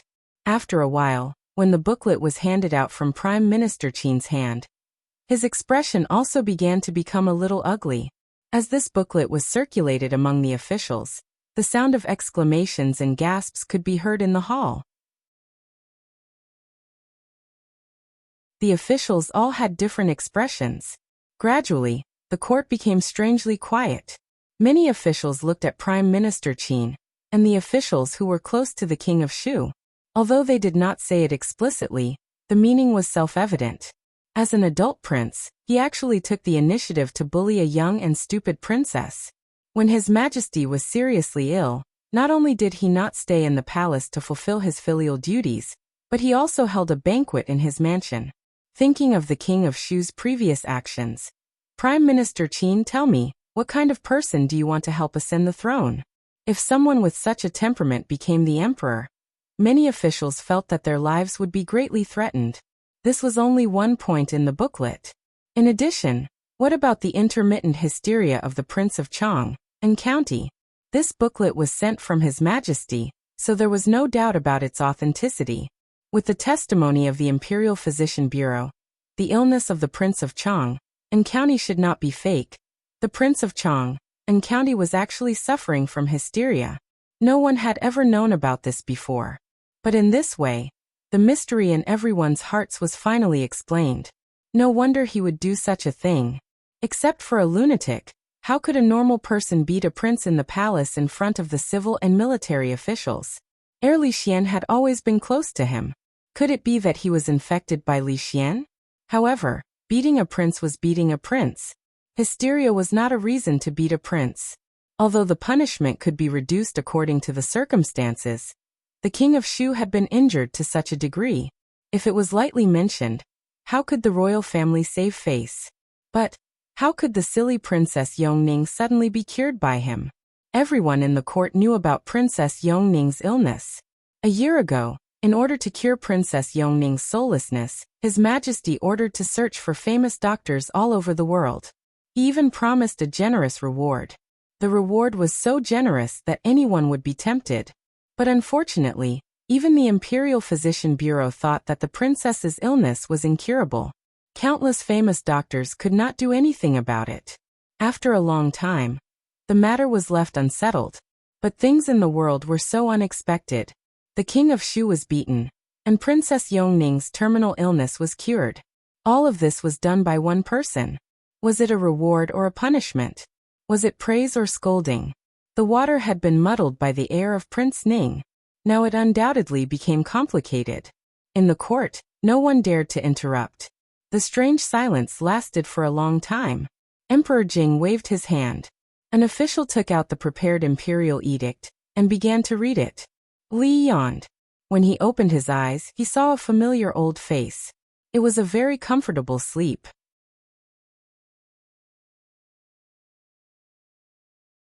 Li Yi sat up and tried to distance himself from Changda's old face. He said, "It's so early in the morning. Is there anything I can help you with, Chief Steward Chang?" "County Magistrate Li, it's time for you to leave the palace." Changda was expressionless and said lightly.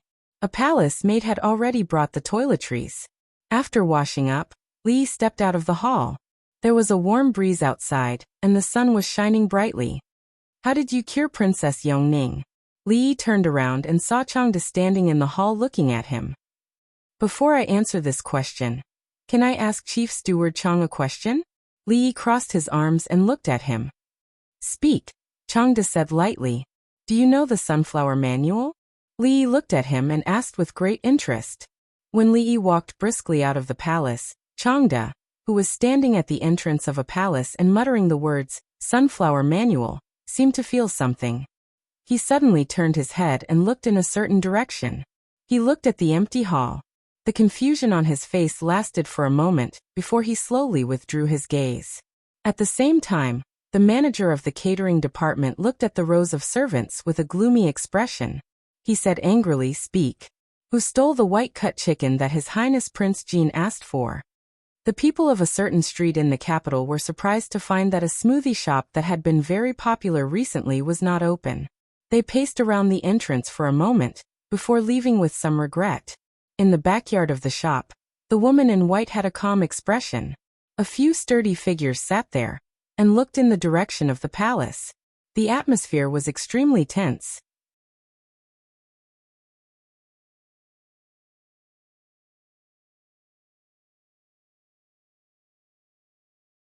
Chapter 451. The stone steps leading to the outside of the palace were very long. The guards at the palace gate were still expressionless. Their sharp eyes scanned the surroundings to prevent unrelated people from approaching. Li walked out of the palace gate and looked back. At this moment everything seemed to be normal, but also seemed to be different. It was not noon yet, but the sun was shining brightly and the temperature was just right. The woman standing under the willow tree with a sword in her arms was even more beautiful. Life was so beautiful, and Li Yi was in an extremely good mood. He strode over, opened his arms, and gave Mississippi Lu a big hug. Because he was too happy, he picked her up and spun her around. At the critical moment, he remembered that this was Mississippi Lu, not Xiao Huan or Yong Ning, so he did not dare to kiss her pretty face or forehead. Before she could react, Li Yi quickly put her down and then waved his hand. "Go home." Looking at his back, Mississippi Lu gradually put down her arms that were holding the sword. as if she had put down something extremely heavy at the same time. A few hundred meters away from the palace gate, a man who was sitting under a big tree and chatting with a tea vendor turned his head to look, and a trace of joy appeared on his face. He stood up and quickly disappeared into the alley. Not long after, the people on a certain street were surprised to find that the smoothie shop that was tightly closed in the morning had actually opened for business. They hurriedly rushed to the door of the shop. A few days ago, the shop had released a few new products. Because there were too many people queuing every day, they had not tried it for several days. They could not miss it today. Today's morning court session did not last long. The officials walked out of the palace gate in twos and threes, with complicated expressions and different thoughts. Everyone was thinking about the content of the imperial edict from His Majesty just now. The Crown Prince of Chang and County Li and the Crown Prince of Prince Ning Li Xian had beaten the prince in the imperial palace in front of all the civil and military officials of the imperial court. Their behavior was extremely abominable. Of course, they couldn't let it go lightly. As a result, Crown Prince Li Xian was stripped of his position as the supervising commissioner of Jiangxi province. He had to spend half a month in the Crown Prince's mansion to reflect on his mistakes, and was not allowed to step out of the mansion. Although Li Yi, the county magistrate of Chang, and had a sudden attack of hysteria, it was not the reason for him to seriously injure the king of Shu. However, since he miraculously cured Princess Yongning's terminal illness, His Majesty was very pleased. In the spirit of humanitarianism, His Majesty did not punish him severely.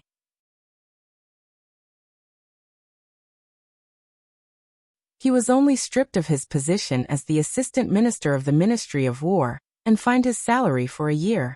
It was not until the officials walked out of the hall that they realized when Li Yi, the county magistrate of Chang, and became the Assistant Minister of the Ministry of War. Although His Majesty had mentioned this matter in the court, it was immediately opposed by many officials. In the end, it was left unsettled. How could such a thing happen when there was no sign of anything happening? However, although this move seemed unreasonable, no one, including Prime Minister Qin, objected to it.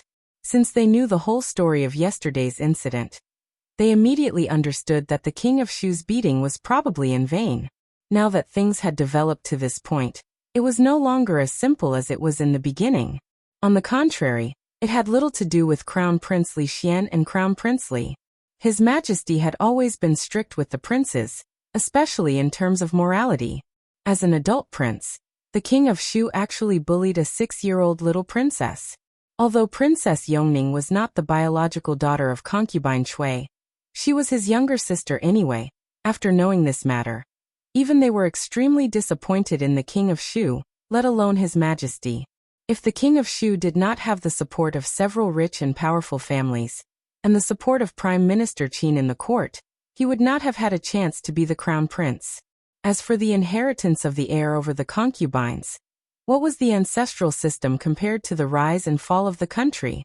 This time, His Majesty had undoubtedly conveyed his attitude to the officials. After today, the officials who were firmly on the King of Shu's side would try their best to change the situation, while those who were still wavering on the sidelines would probably feel even more uneasy. But in any case, no one would mention making the King of Shu the crown prince in a short period of time. In a secluded hall in the palace, the King of Shu was lying on his back on the bed. His head was covered with white gauze and his eyes were fixed on the ceiling. You disappoint me so much." Concubine Cui stood in front of the bed, her face full of anger. She looked at the King of Shu and said, "Why did you provoke Yongning? Do you know how difficult it was for us to get to where we are today in order for you to become the crown prince and ascend the throne in the future?"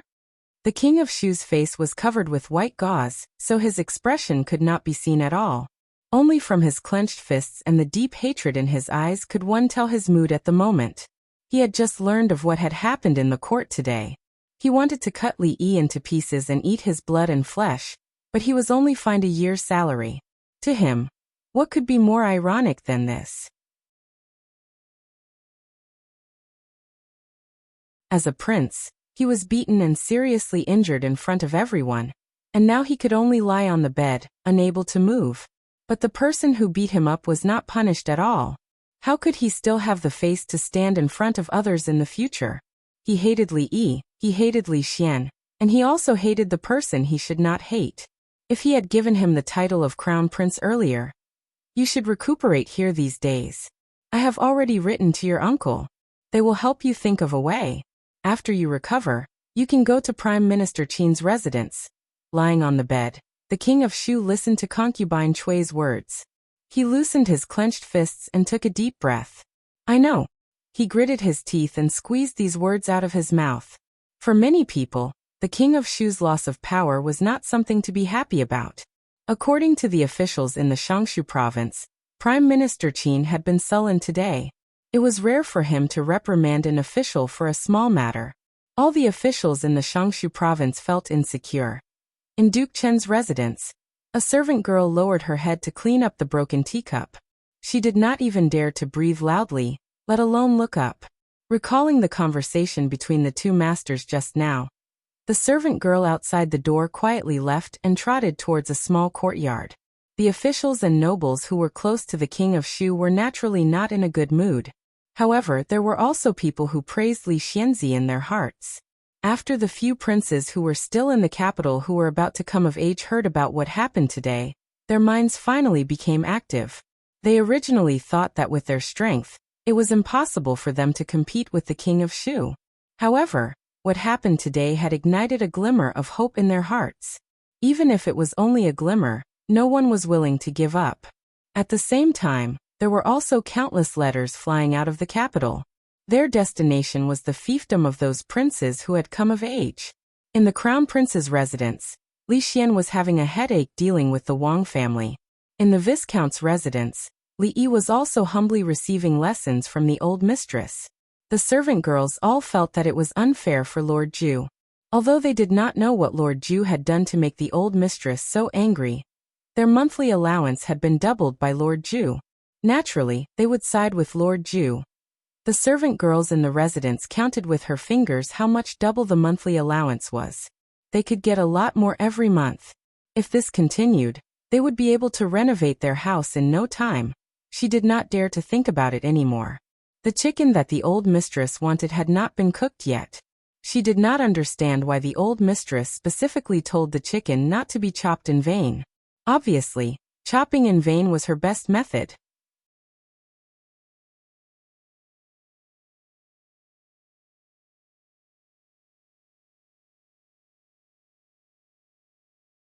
Chapter 452. Child, why did you provoke the king of Shu? The king of Shu belongs to the Li family. Do you think a mere viscount like you can provoke him? Madame Dowager sat on the chair and reprimanded him with a sullen face. You are now a dignitary in the capital city. You can't be impulsive. The lives of dozens of people in the viscount's mansion are in your hands. Do you know how dangerous it is in the court today? If it weren't for His Majesty's wise judgment, who didn't favor the king of Shu and only removed you from your official position and grounded you at home for half a month, how could you be standing here now? Madame Dowager had always been kind, especially in front of Li Yi. She didn't even bear to say a harsh word to him. But today, she seemed to be really angry. After hearing that Li Yi had returned to the mansion, she rushed over from the Li family as soon as possible. She had been reprimanding him for almost an hour. At first, Li Yi could admit his mistake humbly and promised that he would never do it again. But later, he really didn't know what to say and could only listen with his head lowered. Of course, Madame Dowager was also very protective of him. After all, the king of Shu was a prince of a country. He represented the face of the royal family and had a very strong influence in the court. Normal people wouldn't provoke him. Moreover, what he had done could no longer be described as provoking. To be honest, it wasn't that he had nothing better to do. He just wanted to play with the king of Shu after eating and drinking. In the situation at that time, when he heard Princess Yongning's words, he felt as if his brain was about to explode. Blood rushed to his head. Not to mention the king of Shu. Even if he was the crown prince, the emperor, or the heavenly king, he would probably dare to go up and beat him first. As for the result, at that time, how could he have the time to think about it? Madame Dowager, have a cup of tea. As Old Foreign reprimanded Lord Ju, the maids in the residence retreated. Rui walked in with a cup of tea and handed it to Old Foreign personally. The status of the King of Shu is so. Seeing Rui, Madame Dowager immediately smiled and changed the topic. Let's not talk about the King of Shu for the time being. Let's talk about you too. You've been married for so long, but Rui's belly hasn't moved at all. Your second uncle's child got married later than you did. Now Miss Zhou's belly is bulging. Do you want to find some imperial physicians to take a good look at you? Just a moment ago he was being reprimanded, and the next second, he was talking about children. The old man's change of topic was too sudden, and Li Yi couldn't keep up. Rui was taken aback for a moment and blushed. She handed the tea to old madam and hurriedly left. Old Foreign put down the teacup and looked at Li Yi. This concerns the continuation of the family line. You must pay more attention to this matter.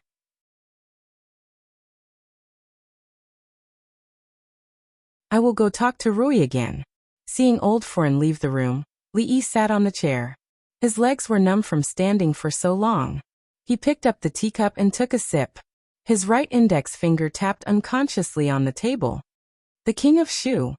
The maids who were about to come in to clean the room saw Lord Ju's expression, and thought that he was upset because Old Foreign had just reprimanded him, so she carefully left. Not long after, Rui walked in from outside. Seeing Li Yi's thoughtful expression, she didn't say anything. She just walked behind him, reached out her hand, and gently massaged his shoulder. Li Yi returned to his senses and stood up. Seeing the worry on her brows, he held her hand and said, "The matter of children cannot be rushed. Wife, you don't have to care about Old Foreign's words." Rui shook her head and said, "It's not because of this matter." Li Yi sighed and said, "This time, I was indeed a little impulsive." Rui raised her head to look at him. "Hubby is not an impulsive person. This concubine believes that hubby must have his reasons for doing so. This concubine only hopes that I can share some of the burden with hubby. Hubby knows that this concubine is also very powerful." Li Yi fell silent. To him, in this world, there was nothing more important than the people in that small courtyard in the willow leaf stockade. He didn't want to bring in those irrelevant things from the outside world. They shouldn't have come into contact with these things. However, he seemed to have neglected the feelings of Rui and the others. Rui was obviously unhappy. Thinking of Mississippi Lu's hidden worry and Xiao Huan's red and swollen eyes, he patted Rui's hand and said, "I'm sorry, it's my fault. I made you worry. Wife, don't you want to know what I'm going to do? I'll tell you now." Li Yi looked at her and asked, "About the King of Shu. Wife, how much do you know?" Rui nodded and said, "I heard everything Old Foreign said just now. The King of Shu is the eldest son of His Majesty, and the prince most likely to inherit the throne. His mother is concubine Cui, and he has the support of several rich families led by the Cui family. He also has the support of Prime Minister Qin and countless officials in the court." Li Yi nodded and said seriously, "Yes, the King of Shu is the most likely to sit on the throne among all the princes. What we need to do is to guard the Viscount mansion and live a good life. By the way, we can pull him down from that position." Rui raised her head abruptly and looked at Li Yi. Even she was shocked by what he said just now. Looking at her surprised expression, Li Yi couldn't help but laugh. He stretched out his index finger and tapped on her forehead, saying, "I'm just joking, wife. Don't take it seriously. Even His Majesty didn't punish me much, wife, so you don't have to worry." Li Yi comforted her as he moved the rocking chair out to bask in the sun.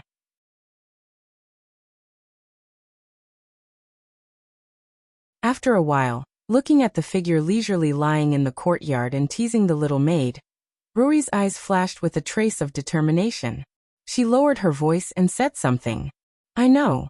Li Han Monarch Jin did not have a good time these days. Even though his teacher was grounded by his imperial father and could not come to the palace, and he had not seen him for a few days, every time he thought of how crazy he looked that day. Even if it was in his dreams, Monarch Jin would be startled. Especially after he went to visit the King of Shu and thought that the reason why his teacher went crazy was because the King of Shu bullied Yongning. He had more nightmares at night. He saw it very clearly that day. The King of Shu didn't even touch Yongning, but she ended up in such a miserable state. Thinking about how he pulled Yongning's face, snatched her bestowment of ice, and said that she was a motherless child, The King of Shu's miserable state appeared in front of his eyes again. Monarch Jin shivered and quickened his steps to the Hall of Diligent Government. He heard that Yongning was no longer stupid. She must still remember that he bullied her. He wanted to see his imperial father. He could not go to mathematics class anymore. He could not see his teacher anymore. Otherwise, when his teacher found out about those things, he would definitely be beaten to death.